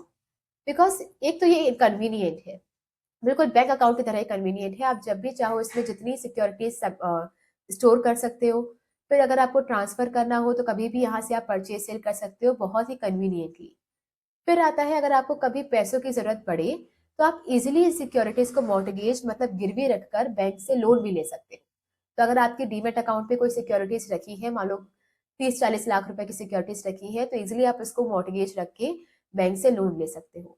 फिर आता है कि क्योंकि इससे पेपर वर्क रिड्यूस होता है। आपको अभी मान लो अगर आपने कोई शेयर खरीदा है और आप नहीं चाहते उसे 3-4 साल तक बेचना, तो 3-4 साल तक आपको कोई भी पेपर अपने पास संभाल के नहीं रखना पड़ेगा। आपका पेपर वर्क बिल्कुल रिड्यूस हो जाएगा। अब क्योंकि आपके पास कोई पेपर नहीं है, सारी चीजें इलेक्ट्रॉनिकली सेव्ड है, तो इससे गुम होने का, चोरी होने का या फिर कुछ भी फटने का, खराब होने के जो रिस्क है वो सब हट जाता है। फिर आता है, अब ब्रोकर की सारी जिम्मेदारी होती है कि जब भी आप कोई परचेस और सेल करते हो तो वो आपके अकाउंट में करेक्ट नंबर डेबिट और क्रेडिट करे। तो जब भी आप कोई सिक्योरिटी परचेस करोगे तो आपके अकाउंट में, डीमेट अकाउंट में correct number of securities credit होनी चाहिए, और जब भी आप सिक्योरिटीज को सेल करोगे तो correct number of securities debit होनी चाहिए। तो जब भी आप खरीदोगे तो आपके अकाउंट में वो क्रेडिट हो जाएगा, और जब बेचोगे तो आपके अकाउंट में वो डेबिट हो जाएगा। फिर आता है कि अलग अलग कंपनीज की सिक्योरिटीज आप एक ही डीमेट अकाउंट में स्टोर कर सकते हो। तो रिलायंस की, टाटा की शेयर्स, डिबेंचर, सारी चीजें आपकी एक ही डीमेट अकाउंट में स्टोर कर सकते हो आप। तो ये इसके बेनिफिट्स हैं कि एक तो पेपर वर्क रिड्यूस होगा, तो चोरी होने का, गुम होने का खतरा हट जाएगा। बहुत ही कन्वीनियंट है, आप एक ही क्लिक पे सारी परचेज सेल कर सकते हो। आपको अगर लोन चाहिए हो तो आप इसको मॉर्टगेज करके आप लोन भी ले सकते हो। एक ही अकाउंट में सारी सिक्योरिटीज को भी सबमिट कर सकते हो, और फिर ये ब्रोकर की जिम्मेदारी होती है कि आपके अकाउंट को करेक्ट नंबर से डेबिट और क्रेडिट करे जब भी आप कोई परचेज सेल करो तो। फिर आते हैं working of the demat account. Demat account काम कैसे करता है? तो सबसे पहले तो आपको एक डिपॉजिटरी पार्टिसिपेंट को सिलेक्ट करना होता है, क्योंकि डायरेक्टली आप डिपॉजिटरी जा नहीं सकते। तो बैंक या फिर कोई भी ब्रोकर को आपको सिलेक्ट करना पड़ेगा जो कि आपके डिपॉजिटरी में अकाउंट ओपन करवाने में हेल्प करेगा। फिर आपको एक अकाउंट ओपनिंग फॉर्म को फिल करना पड़ेगा, मतलब एक रिक्वेस्ट फॉर्म होता है कि आप उसके डिपॉजिटरी में एक अकाउंट ओपन करना चाहते हो। तो पहले आप पार्टिसिपेंट को सिलेक्ट करोगे, फिर आके आप एक फॉर्म फिल करोगे जिसमें आप रिक्वेस्ट करोगे कि आपको एक अकाउंट ओपन करना है। उसके बाद आप रिक्वेस्ट फॉर्म फिल करोगे फॉर डीमटेरियलाइजेशन। तो ये अकाउंट ओपन करने से पहले आपके पास अगर किसी भी कंपनी की कोई भी सिक्योरिटीज फिजिकल फॉर्म में है तो आप रिक्वेस्ट फॉर्म फिल करोगे कि इसे भी इलेक्ट्रॉनिक कन्वर्ट करके हमारे अकाउंट में ही ट्रांसफर कर दो ना। जैसे ही आपने अकाउंट ओपन करवाया, इसके बाद अगर आपने कोई भी सिक्योरिटीज के लिए अप्लाई किया और उसका अलॉटमेंट आपको मिला, तो ऑटोमेटिकली वो आपके डीमेट अकाउंट में ही मिलेगा। तो पहले आपने पार्टिसिपेंट सिलेक्ट किया, फिर आपने अकाउंट ओपन करवाने के लिए फॉर्म फिल किया, फिर आपके पास जो भी करेंसी, जो भी सिक्योरिटी फिजिकल फॉर्म में थी, आपने इसे इलेक्ट्रॉनिकली कन्वर्ट करने के लिए रिक्वेस्ट फॉर्म सबमिट किया ना। इलेक्ट्रॉनिकली वो आपके सारे डीमेट अकाउंट में स्टोर हो चुकी है। इसके बाद अगर आप कोई नई सिक्योरिटी के लिए भी अप्लाई करते हो तो डायरेक्टली उसका अलॉटमेंट आपके डीमेट अकाउंट में ही आएगा। फिर डीपी की जिम्मेदारी रहेगी कि जब भी आप कोई शेयर खरीदो तो करेक्ट नंबर से क्रेडिट होना चाहिए, कोई भी बेचो तो करेक्ट नंबर से डेबिट होना चाहिए। इसके अलावा जो ब्रोकर है उसका भी कांटेक्ट रहता है आपकी डीपी के साथ to for the delivery of shares. तो जब भी आप खरीदोगे तो डीपी आपके अकाउंट में वो शेयर्स डाल देगा, जब भी आप बेचोगे तो डीपी आपके अकाउंट से वो उतने शेयर्स निकाल लेगा, और ये सारा चीजें उससे ब्रोकर करवाता है। फिर आता है कि ब्रोकर को उसकी पेमेंट मिलती है और and page the person for the share sold. इसके बाद जब ब्रोकर को उसकी पेमेंट मिलेगी तो ब्रोकर या डीपी आपका कोई एक पर्सन भी हो सकता है, और चाहो तो दो अलग अलग पर्सन भी हो सकते हैं कि ब्रोकर होगा वो कम्युनिकेट करेगा डीपी से और डीपी फिर डिपॉजिटरी में अकाउंट ओपन करवाएगा, या फिर हो सकता है कि दो अलग अलग पर्सन नहीं हो, एक ही इंसान हो जो आपका ब्रोकर भी है और डीपी भी है। ठीक है, इसके बाद ये पूरी सेटलमेंट साइकिल होनी चाहिए T+2 days की। ये दोनों पॉइंट वहां पीछे सेटलमेंट साइकिल से ही है कि जैसे ही पेमेंट आ जाएगी वो पर्सन को डिलीवर कर देगा T+2 days के अंदर, और ये पहले नहीं हुआ करता था, अप्रैल 2003 से लेकर इसे चलाया जा रहा है। फिर हम बात करते हैं constituents of depository system. Depository system में क्या क्या आता है? तो पहले तो एक डिपॉजिटरी होता है और फिर एक डिपॉजिटरी पार्टिसिपेंट होता है। दो ही लोग होते हैं, एक डिपॉजिटरी और एक डिपॉजिटरी पार्टिसिपेंट। ना थोड़ा सा ऐसे कनेक्ट करने के लिए, जो डिपॉजिटरी होता है वो नॉर्मली एक बैंक की तरह होता है और डिपॉजिटरी पार्टिसिपेंट एक बैंकर की तरह होता है जो आपके बैंक के ट्रांजैक्शंस को समझने में, एग्जीक्यूट करने में आपकी हेल्प करेगा। तो डिपॉजिटरी जो है वो एक इंस्टीट्यूशन है जो आपकी सारी सिक्योरिटीज को अपने पास होल्ड करके रखती है। इसके अलावा जो डिपॉजिटरी है वो अपने इन्वेस्टर से डायरेक्टली कम्युनिकेट नहीं कर सकती, तो उसे वो इंटरेक्ट करती है थ्रू द डिपॉजिटरी पार्टिसिपेंट। तो आपकी सारी सिक्योरिटीज को अपने पास रखना और डिपॉजिटरी पार्टिसिपेंट के थ्रू आपके साथ इंटरेक्ट करना। इसके बाद है कोई भी डीपी अपनी सर्विसेज सिर्फ तभी दे पाएगा जब उसको सेबी के थ्रू सर्टिफिकेट मिला होगा। अगर सेबी ने उसे अप्रूव नहीं किया है तो आप पार्टिसिपेंट नहीं बन सकते हो। तो हमारे कंट्री में जितने भी पार्टिसिपेंट हैं सबके पास सेबी का सर्टिफिकेट होगा। फिर आता है कि इन्वेस्टर्स जो है वो डिपॉजिटरी एक अकाउंट ओपन करवाते हो, मतलब एक डीमेट अकाउंट ओपन करवाते हैं इन द डिपॉजिटरी। सेम जैसे हम बैंक अकाउंट ओपन करवाते हैं, कई बार रिपीट हो चुका है, ये सेम डिपॉजिटरी होगी, सारी सिक्योरिटीज वहां पे रखी होंगी क्योंकि आपका डीमेट अकाउंट वहां पर है। वो आपसे डायरेक्टली बात नहीं करेगा तो इसीलिए उस डिपॉजिटरी पार्टिसिपेंट भी हायर किया जाएगा, और डिपॉजिटरी पार्टिसिपेंट कोई भी नहीं हो सकता, सेबी के थ्रू अप्रूव्ड पर्सन होना चाहिए। फिर आता है डिपॉजिटरी जो है वो डिपॉजिटरी पार्टिसिपेंट के थ्रू आपकी सारी सिक्योरिटीज को इलेक्ट्रॉनिक फॉर्म में कंट्रोल करती है और कन्वर्ट भी करती है। इसके अलावा जब भी आपको बैंक अकाउंट चाहिए तो वो उसको डिपॉजिटरी आपकी सारी सिक्योरिटीज को गिरवी भी रखवा सकती है, मॉर्टगेज कर सकती है, अलाउ करेगी कि आप करवा सकते हो, गिरवी रख सकते हो बैंक लोन लेने के लिए। इसके अलावा डिपॉजिटरी जो है, अगर आपको कोई भी कंपनी ने कोई बोनस शेयर्स दिए हुए हैं तो वो भी आपके इलेक्ट्रॉनिक फॉर्म में डायरेक्टली डिपॉजिटरी शो कर देगी। जैसे अगर ऐसा होता है ना कि अगर मान लो मैं किसी कंपनी में काम कर रही हूँ और मेरी कंपनी को कोई पेमेंट डालनी है तो डायरेक्टली वो बैंक में पैसा डाल देता है, तो सेम अगर मैं किसी कंपनी में काम कर रही हूँ और उसे मुझे बोनस शेयर्स देने हैं तो मुझे ना देकर डायरेक्टली वो मेरे डिपॉजिटरी में भी सबमिट करवा सकता है। इवन वो आपको नॉमिनेशन की फैसिलिटी भी देते हैं कि फॉर एग्जाम्पल अगर आपकी कल को डेथ हो जाती है तो आपके बाद डीमेट अकाउंट का नॉमिनी कौन होगा वो भी आप बता दोगे। तो डिपॉजिटरी क्या है? एक इंस्टीट्यूशन जिसने आपकी सारी सिक्योरिटीज को होल्ड करके रखा हुआ है। इसके लिए आपने वहां पे डीमेट अकाउंट ओपन करवाया हुआ है, डायरेक्टली आप उसे कांटेक्ट नहीं कर सकते, इसलिए वहां पे एक डिपॉजिटरी पार्टिसिपेंट होता है जो आपसे इंटरेक्शन करवाता है। ये पार्टिसिपेंट सेबी के थ्रू अप्रूव्ड पर्सन होना चाहिए। इसके अलावा ये जो डिपॉजिटरी है वो आपके सारे सिक्योरिटीज को इलेक्ट्रॉनिक फॉर्म में अपने पास सेव रखती है। अगर आपको इसमें गिरवी रखवाना होता है तो आपको अलाउ करती है कि आप गिरवी रखवा कर बैंक लोन ले सकते हो। अगर आपकी कंपनी आपको बोनस शेयर्स देना चाहती है तो डायरेक्टली वो डिपॉजिटरी में सबमिट करवा सकती है। इसके अलावा आपको नॉमिनेशन फैसिलिटी मिलती है कि आप चाहो तो नॉमिनी वगैरह भी हायर कर सकते हो। हायर मतलब एक नॉमिनी आप बता सकते हो कि मेरे बाद इसका होल्डर कौन रहेगा। फिर आते हैं डिपॉजिटरी पार्टिसिपेंट कौन होता है। तो डिपॉजिटरी पार्टिसिपेंट इस डिपॉजिटरी का एक एजेंट होता है, क्योंकि डिपॉजिटरी डायरेक्टली इन्वेस्टर से कम्युनिकेट नहीं कर सकती, तो इसीलिए वो करती है with the help of depository participant. तो डिपॉजिटरी का एक एजेंट है, कोई भी इन्वेस्टर को अगर इंटरेक्ट करना हो तो वो डीपी के थ्रू ही करेगा, डायरेक्टली वो डिपॉजिटरी के थ्रू बात नहीं कर सकता है। फिर हम बात करते हैं what are the stock exchange indices. तो यहाँ पर हम जैसे कई सारी कंपनीज के कई सारे शेयर्स हैं, उनमें से कुछ की प्राइसेस ऊपर जाती हैं, कुछ की प्राइसेस नीचे जाती हैं। तो कलेक्टिवली अगर हमें पता करना हो कि हमारा जो स्टॉक मार्केट है वो ग्रो कर रहा है कि डिक्लाइन कर रहा है, शेयर की प्राइसेस बढ़ रही है या गिर रही है ओवरऑल, तो उसके लिए इंडिसेस निकाले जाते हैं। तो हमारे कंट्री में मेनली दो इंडिसेस फेमस है, एक सेंसेक्स है और एक निफ्टी है। नाउ सेंसेक्स निकाला जाता है बॉम्बे स्टॉक एक्सचेंज इंडेक्स के लिए। दो स्टॉक एक्सचेंज मेनली इंपॉर्टेंट है, एक बॉम्बे स्टॉक एक्सचेंज और एक नेशनल स्टॉक एक्सचेंज। तो बॉम्बे स्टॉक एक्सचेंज में जो भी कंपनी लिस्टेड होती हैं उनके 30 स्टॉक्स के बेसिस पर एक इंडिसेस निकाला जाता है कि प्राइसेस ऊपर जा रहे हैं कि नीचे जा रहे हैं। तो 30 कंपनीज या 30 स्टॉक्स के प्राइसेस को कंपेयर करके बताया जाता है कि ऑन एन एवरेज हमारे प्राइसेस ऊपर गए हैं या नीचे आए हैं। वैसे ही जो हमारा निफ्टी होता है वो नेशनल स्टॉक एक्सचेंज में जो भी कंपनीज लिस्टेड होती हैं उनके प्राइसेस को कंपेयर करके बताता है।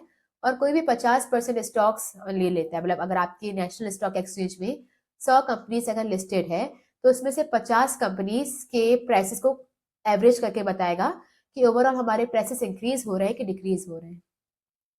फिर आता है डीमटेरियलाइजेशन। क्या था हमारा? फिजिकल सिक्योरिटीज को कन्वर्ट करना इनटू इलेक्ट्रॉनिक फॉर्म, जबकि डीम्यूचुअलाइजेशन का मतलब होता है separation of ownership and control of stock exchange. तो पहले क्या होता था कि जिसका स्टॉक एक्सचेंज था वो खुद ही ब्रोकर बन जाता था, तो कंट्रोल भी उसके पास होता था और ओनरशिप भी उसी के पास होती थी, जिसकी वजह से वो स्टॉक एक्सचेंज का फायदा उठाता था अपने खुद के पर्सनल गेन्स के लिए। लेकिन फिर हमने क्या किया? डीम्यूचुअलाइजेशन। इसके थ्रू हमने क्या किया? ब्रोकर के चांसेस खत्म कर दिए कि वो अपने खुद के बेनिफिट के लिए स्टॉक एक्सचेंज का यूज करेगा। तो अगर आप अब ओनर हो तो आप उसको कंट्रोल नहीं कर सकते ब्रोकर की तरह, और अगर आप एक ब्रोकर हो तो आप स्टॉक एक्सचेंज नहीं चला सकते। तो ओनर अलग होगा, ब्रोकर अलग होगा, एक ही पर्सन दोनों काम हैंडल नहीं कर सकता है। आते हैं फिर नेक्स्ट। अब हम बात करेंगे what is security exchange board of India. तो एक board of India, security exchange board of India से भी एक गवर्नमेंट की एक बॉडी है जिसे एस्टेब्लिश किया गया था 1988 में। लेकिन बैक देन ये जो थी वो एक टूथलेस डॉग थी। इसका मतलब ये सिर्फ चिल्ला सकती थी, ये बोल सकती थी, पर ये पनिश नहीं कर सकती थी। तो इसको अगर दिख रहा है कि कोई भी कंपनी है जो फ्रॉड कर रही है, कुछ इसमें गलत चल रहा है, इनसाइडर ट्रेडिंग चल रही है, इलीगल वर्क चल रहा है, तो ये सिर्फ उनको वार्निंग दे सकती थी, पर उनके खिलाफ एक्शन नहीं ले सकती थी। लेकिन फिर हमने क्या किया? 1992 में हमने सेबी को एक लीगल स्टेटस दे दिया, और लीगल स्टेटस देते ही अब हमने उनको क्या किया? उनको एक पावर्स दे दी कि वो उनको गाइड तो कर ही सकती है, गाइड करने के अलावा वार्निंग भी दे सकती है और कोई एक्शन भी ले सकती है। तो पहले वो सिर्फ गाइडेंस और वार्निंग देती थी, इसके अलावा एक्शन लेने की पावर्स उनके पास नहीं थी। 1992 में हमने उनको पावर्स भी दे दी थी। ओके, तो अभी ये जो सेबी है कॉर्पोरेट है जिसके पास एक सेपरेट लीगल एंटिटी है और परपेचुअल सक्सेशन है। सेपरेट लीगल एक्सिस्टेंस मतलब सेबी एक बॉडी अलग है और उसका ओनर अलग है, मतलब जो उसको ओनर नहीं, चेयरमैन अलग है। तो दोनों पर्सन अलग अलग है। मान लो अगर कल को उनके चेयरमैन की डेथ हो जाती है तो सेबी बंद नहीं हो जाएगा, वो चलता ही रहेगा। तो उसकी एक अलग पहचान है, और परपेचुअल एक्सिस्टेंस मतलब कंटिन्यूटी रहेगी। ऐसा नहीं कि आज अगर किसी एक पर्सन की डेथ हो गई तो सेबी ही बंद हो जाएगा, उसके बाद नया पर्सन आएगा, फिर नया पर्सन आएगा, और ये बॉडी हमेशा चलती रहेगी। आते हैं नेक्स्ट। सेबी के 3 फंक्शंस होते हैं। पहले हम बोलते हैं प्रोटेक्टिव फंक्शन। ये जनरली इन्वेस्टर के लिए होते हैं कि इन्वेस्टर्स को प्रोटेक्ट किया जाए कि उसकी जो इन्वेस्टमेंट है वो गलत जगह पे नहीं जा रही हो या उसका कोई गलत इस्तेमाल नहीं हो रहा हो, उनका पैसा डूब ना जाए, इसलिए उनको प्रोटेक्ट करता है। दूसरा है डेवलपमेंट फंक्शंस। ये करता है, परफॉर्म करता है फॉर द स्टॉक एक्सचेंज, कि स्टॉक एक्सचेंज जो है वो डेवलप होना चाहिए या जो कंपनीज है वो डेवलप होनी चाहिए। रेगुलेटरी फंक्शंस जो होते हैं वो ब्रोकर्स के लिए होते हैं, उन्हें रेगुलेट करने के लिए होता है कि उन्हें कोई गलत काम नहीं करना है या फिर मैनिपुलेट नहीं करे इन्वेस्टर को, इसके लिए रेगुलेटरी फंक्शंस बनाए गए हैं। एक एक करके देखते हैं। पहला प्रोटेक्टिव फंक्शन जो कि इन्वेस्टर्स के लिए है। ये फंक्शन से भी परफॉर्म करती है to protect the interest of investor and provide safety to the investment. तो इन्वेस्टर के इंटरेस्ट को प्रोटेक्ट करने के लिए और उनकी इन्वेस्टमेंट को सेफ रखने के लिए प्रोटेक्टिव फंक्शन परफॉर्म किए जाते हैं बाय सेबी। नाउ अभी इस चैप्टर से अगर केस स्टडीज बनती हैं तो इस वाले टॉपिक के आने के चांसेस बहुत ज्यादा होते हैं, क्योंकि जब भी केस स्टडी बनी है वो मोस्टली इसी टॉपिक से बनी है, मतलब प्रोटेक्टिव, डेवलपमेंट और रेगुलेटरी से बनी है। सबसे पहले हम आते हैं check in price rigging. Price rigging का मतलब क्या होता है? Manipulating the price of securities with the main objective of inflating और deflating the market price of the securities. तो जानबूझ के उसकी किसी भी कंपनी के प्राइसेस को मैनिपुलेट करना ताकि बिना मतलब उसके प्राइसेस बढ़ा दिए जाए या कम कर दिए जाए। जैसे हर्षद मेहता स्कैम वगैरह हुआ था, ये सब प्राइस रिगिंग था।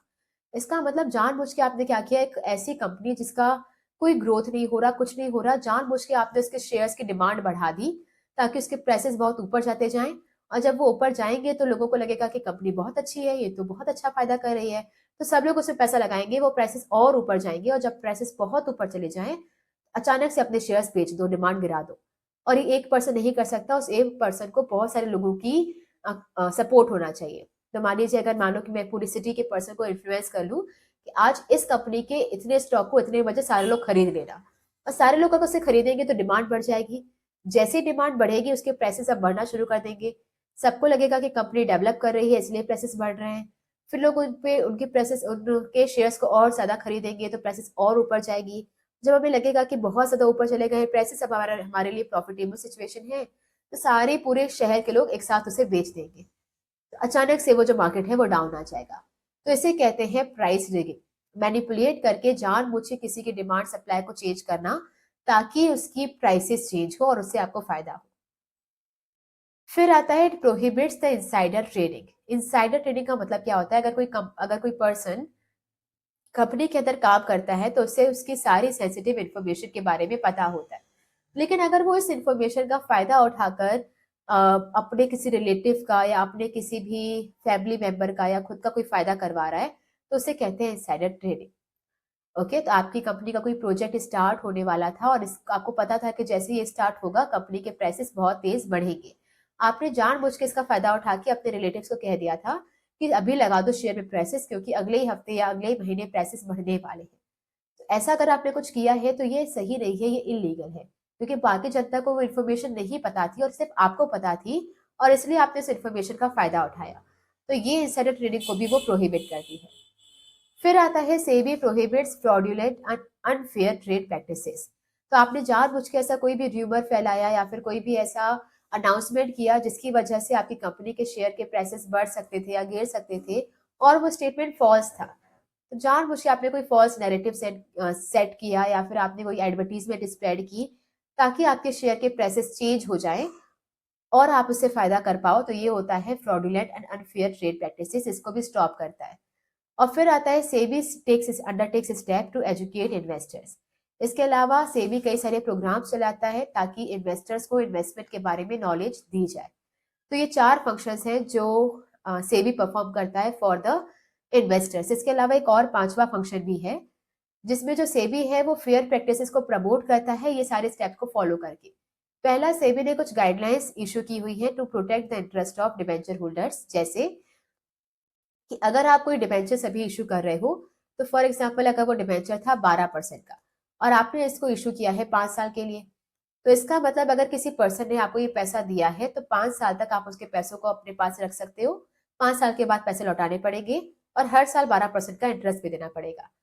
तो अभी अगर आपने एक बार किसी पर्सन से पैसा ले लिया 5 साल के लिए, तो 2-3 साल के बाद बीच में आप इस रेट को चेंज नहीं कर सकते कि आपने लिया तो था 12% बोल के, अब आप बोल रहे हो कि नहीं ये 12% नहीं 6% है। तो ऐसा कुछ इन बिटवीन आप चेंजेस नहीं कर सकते हो, ऐसे कोई इन्होंने गाइडलाइंस वगैरह दिए हैं। इसके अलावा SEBI is empowered to investigate cases of insider trading. तो एक तो वो इनसाइडर ट्रेडिंग को पर नजर भी रखेंगे और अगर उनको कोई शक भी है कि ये ट्रेडिंग हो रही है तो उस केसेस को इन्वेस्टिगेट कर सकते हैं और अगर उन्हें पता चलता है तो उनके खिलाफ डायरेक्ट एक्शन भी ले सकते हैं। फिर आता है SEBI has stop the practice of making preferential allotment. Now ये प्राइवेट प्लेसमेंट अलग होता है, प्रेफरेंशियल अलॉटमेंट अलग होता है। प्राइवेट प्लेसमेंट अभी भी चल रहा है लेकिन प्रेफरेंशियल अलॉटमेंट अब पूरी तरह से बंद कर दिया गया है कि कुछ प्रेफरेंस पीपल को ही आपने ये शेयर्स दिए, उसे पूरी तरह से बंद कर दिया गया है। तो ये इन्वेस्टर्स के लिए प्रोटेक्टिव फंक्शंस में पहले तो सेबी ने प्राइस रिगिंग चेक की है कि आप मैनिपुलेट करके कोई भी प्राइसेस नहीं बढ़ा सकते। इनसाइडर ट्रेडिंग को कम्प्लीटली बंद कर दिया है कि अगर आप कंपनी के पार्ट हैं तो उसके सेंसिटिव इन्फॉर्मेशन को आप यूज नहीं कर सकते अपना फायदा देखने के लिए। कोई भी फॉल्स नैरेटिव या फॉल्स इन्फॉर्मेशन आप नहीं प्रोवाइड कर सकते, मतलब आप अनफेयर ट्रेड प्रैक्टिस नहीं कर सकते। फिर आता है एजुकेट करना है इन्वेस्टर को। इसके अलावा कुछ और स्टेप लेना जैसे कि डिबेंचर होल्डर्स के लिए कोई गाइडलाइंस देना या फिर इनसाइडर ट्रेडिंग के लिए इन्वेस्टिगेशन स्टार्ट करना या फिर प्रेफरेंशियल अलॉटमेंट पूरी तरह से बंद कर देना। फिर आता है डेवलपमेंट फंक्शंस और ये फंक्शन से भी परफॉर्म करती है to develop the activities in the stock exchange. तो स्टॉक एक्सचेंज में जो काम हो रहा है उसे और भी बेटर तरीके से करने के लिए, एग्जीक्यूट करने के लिए सेबी ने ये कुछ फंक्शंस परफॉर्म करती है। पहला है training the intermediaries of securities market. तो स्टॉक एक्सचेंज में जितने भी इंटरमीडियरीज हैं जो कि इन्वेस्टर्स से कांटेक्ट करने में हेल्प करते हैं, उनकी ट्रेनिंग करना ताकि वो इन्वेस्टर और स्टॉक एक्सचेंज के बीच में क्लियरली इंटरेक्शन करवा सके और बेटर तरीके से ट्रांजेक्शन को एग्जीक्यूट करवा सके।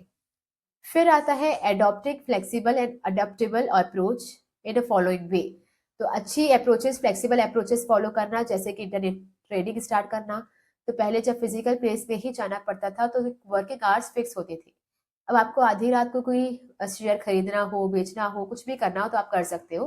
तो ये फ्लेक्सिबिलिटी आ गई है जब से आपने इंटरनेट स्टार्ट किया है। फिर अंडर राइटिंग को ऑप्शनल बनाना। अंडर राइटिंग सर्विसेज आप तब लेते हो जब आपको लगता है कि सिक्योरिटीज को पब्लिक पे इशू करने में रिस्क है, कि हमने इशू कर दिया लेकिन इसके बाद फिर वो नहीं बिक पाई तो आपकी कंपनी का रिस्क मतलब लॉस हो सकता है। तो उस टाइप पे उस रिस्क को कवर करने के लिए आप अंडर राइटर से पहले ही सर्विसेज लेते हो कि इन केस अगर आपकी सिक्योरिटीज मार्केट में नहीं बिकी तो अंडर राइटर आपकी सारी सिक्योरिटीज को खरीद लेगा। तो ये जो अंडर राइटिंग सर्विसेज है वो पहले कंपलसरी हुआ करती थी पर अब ऑप्शनल है। आपको लग रहा है कि रिस्क है तो ठीक है, लेकिन अगर आपको लग रहा है आपकी कंपनी की रेपुटेशन बहुत अच्छी है, आपको कोई रिस्क है ही नहीं, आप जैसे ही अपने शेयर्स इश्यू करोगे आपको बहुत सारा रिस्पॉन्स मिल जाएगा, तो उस टाइम पे आप अंडर राइटिंग सर्विसेज को अवॉइड कर सकते हो। फिर आता है कि आईपीओ को परमिट कर दिया गया थ्रू स्टॉक एक्सचेंज। तो आप डायरेक्टली स्टॉक एक्सचेंज के थ्रू अपनी जो कंपनी है वो डायरेक्टली पब्लिक को पैसा ऑफर कर सकती है, पैसा नहीं, सिक्योरिटीज ऑफर कर सकती है। तो पहला तो ट्रेडिंग देना, इसके अलावा ऑनलाइन ट्रांजेक्शंस करवाना, अंडर राइटिंग को ऑप्शनल करना और आईपीओ अलाउ करना, ये सारी चीजें करके हम स्टॉक एक्सचेंज को और भी ज्यादा डेवलप कर रहे हैं। लास्ट फंक्शंस आते हैं रेगुलेटरी फंक्शंस, और ये फंक्शन परफॉर्म किए जाते हैं टू रेगुलेट द इंटरमीडियरीज। तो उनके लिए कोड ऑफ कंडक्ट डिसाइड करना कि इंटरमीडियरीज को क्या क्या टर्म्स एंड कंडीशंस फॉलो करनी पड़ेगी ताकि वो किसी भी इन्वेस्टर का एक्सप्लॉयटेशन ना कर सके या उनके साथ कुछ गलत ना कर पाए। फिर आता है प्राइवेट प्लेसमेंट को ज्यादा रेस्ट्रिक्ट कर दिया गया।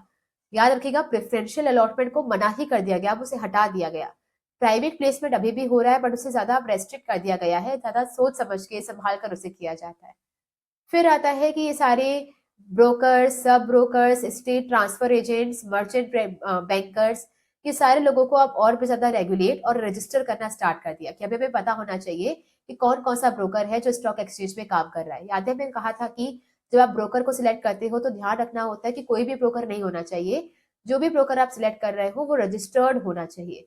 तो यहाँ पे हर एक ब्रोकर का रजिस्ट्रेशन करना और उन्हें रेगुलेट करना स्टार्ट कर दिया गया है। फिर है आपके जो भी म्यूचुअल फंड्स की वर्किंग होती है उसे भी रेगुलेट करता है सेबी। तो म्यूचुअल फंड्स क्या होते हैं, जैसे अगर आप किसी एक कंपनी में पैसा लगाने में आपको डर लग रहा है कि अगर ऐसा हुआ कि एक कंपनी जो है वो उसके प्राइसेस फॉल कर गए या गिर गए तो आपकी सारी इन्वेस्टमेंट डूब सकती है, तो उस केस पे आप म्यूचुअल फंड पे पैसा लगाते हो, ये थोड़ा सा सेफर होता है। इसमें क्या होता है, जब आप म्यूचुअल फंड से पैसा लगाते हो तो वहां पर कोई प्रोफेशनल पीपल होते हैं जो आपके सारे पैसों को अलग अलग कंपनीज में इन्वेस्ट करते हैं अपनी एनालिसिस करने के बाद। अभी मान लो अगर उन्हें 4 अलग अलग कंपनीज में उन्होंने पैसा इन्वेस्ट किया हुआ है, अगर एक कंपनी के प्राइस अगर फॉल करते भी हैं तो भी एटलीस्ट आपके पास और 3 कंपनीज रहेंगी जिसके बेसिस पर आप प्रॉफिट अर्न कर सकते हो। तो रिस्क थोड़ा सा मिनिमाइज हो जाता है बट खत्म नहीं होता ऑब्वियसली। अगर आप स्टॉक मार्केट में डील कर रहे हो तो रिस्क तो रहेगा ही, बस थोड़ा सा मिनिमाइज हो जाता है इससे। फिर आता है regulate the take over of companies. अगर आप कंपनीज को पूरा टेक ओवर कर रहे हो कि आज एक कंपनी है उससे दूसरी कंपनी चाह रही है कि पूरी तरह से टेक ओवर ही कर ले, तो उस पूरी प्रोसेस को भी सेबी रेगुलेट करता है। इसके अलावा सेबी इंक्वायरीज करवाता है और ऑडिट करता है स्टॉक एक्सचेंज का। तो स्टॉक एक्सचेंज में काम कैसा चल रहा है उसकी इंक्वायरी भी करता है और ऑडिट मतलब उसके सारे अकाउंट्स वगैरह की चेकिंग ऑडिटिंग वगैरह भी करता है। तो रेगुलेट करने के लिए वो ब्रोकर्स को, सब ब्रोकर्स को, एजेंट्स को रेगुलेट करके रखता है, रजिस्टर करवाता है, आपके प्राइवेट प्लेसमेंट को और भी ज्यादा रेस्ट्रिक्टिव किया हुआ है। म्यूचुअल फंड्स में वो थोड़ा सा रेगुलेट करके चलता है कि क्या काम चल रहा है। अगर आप कंप्लीटली किसी कंपनी का टेक ओवर कर रहे हो तो उस टाइम पर भी वो उसे रेगुलेट करता है और इंक्वायरीज करवाता है स्टॉक एक्सचेंज में। तो ये रेगुलेटरी थे। डेवलपमेंट फंक्शन स्टॉक एक्सचेंज को और ज्यादा डेवलप करने के लिए, जिसमें ऑनलाइन स्टार्ट करवाया, जिसमें ट्रेडिंग करवाई, जिसमें अंडर राइटिंग को ऑप्शनल करवाया, आईपीओ अलाउ किया और आपके प्रोटेक्टिव में इंसाइडर ट्रेडिंग को खत्म किया, चेक किया, प्राइस रिगिंग को चेक कर रहे हैं। इसके अलावा कोई भी अनफेयर ट्रेड प्रैक्टिस आप नहीं कर सकते और इन्वेस्टर्स को एजुकेट करना, ये सारी चीजें हमने इसमें की थी प्रोटेक्टिव में। आई होप आपको ये पूरा लेक्चर समझ आया होगा। इसमें कोई भी अगर डाउट है तो please let us know in the comment section, और अगर आपको ये क्लास पसंद आ रही है तो please like, share and subscribe. Thank you.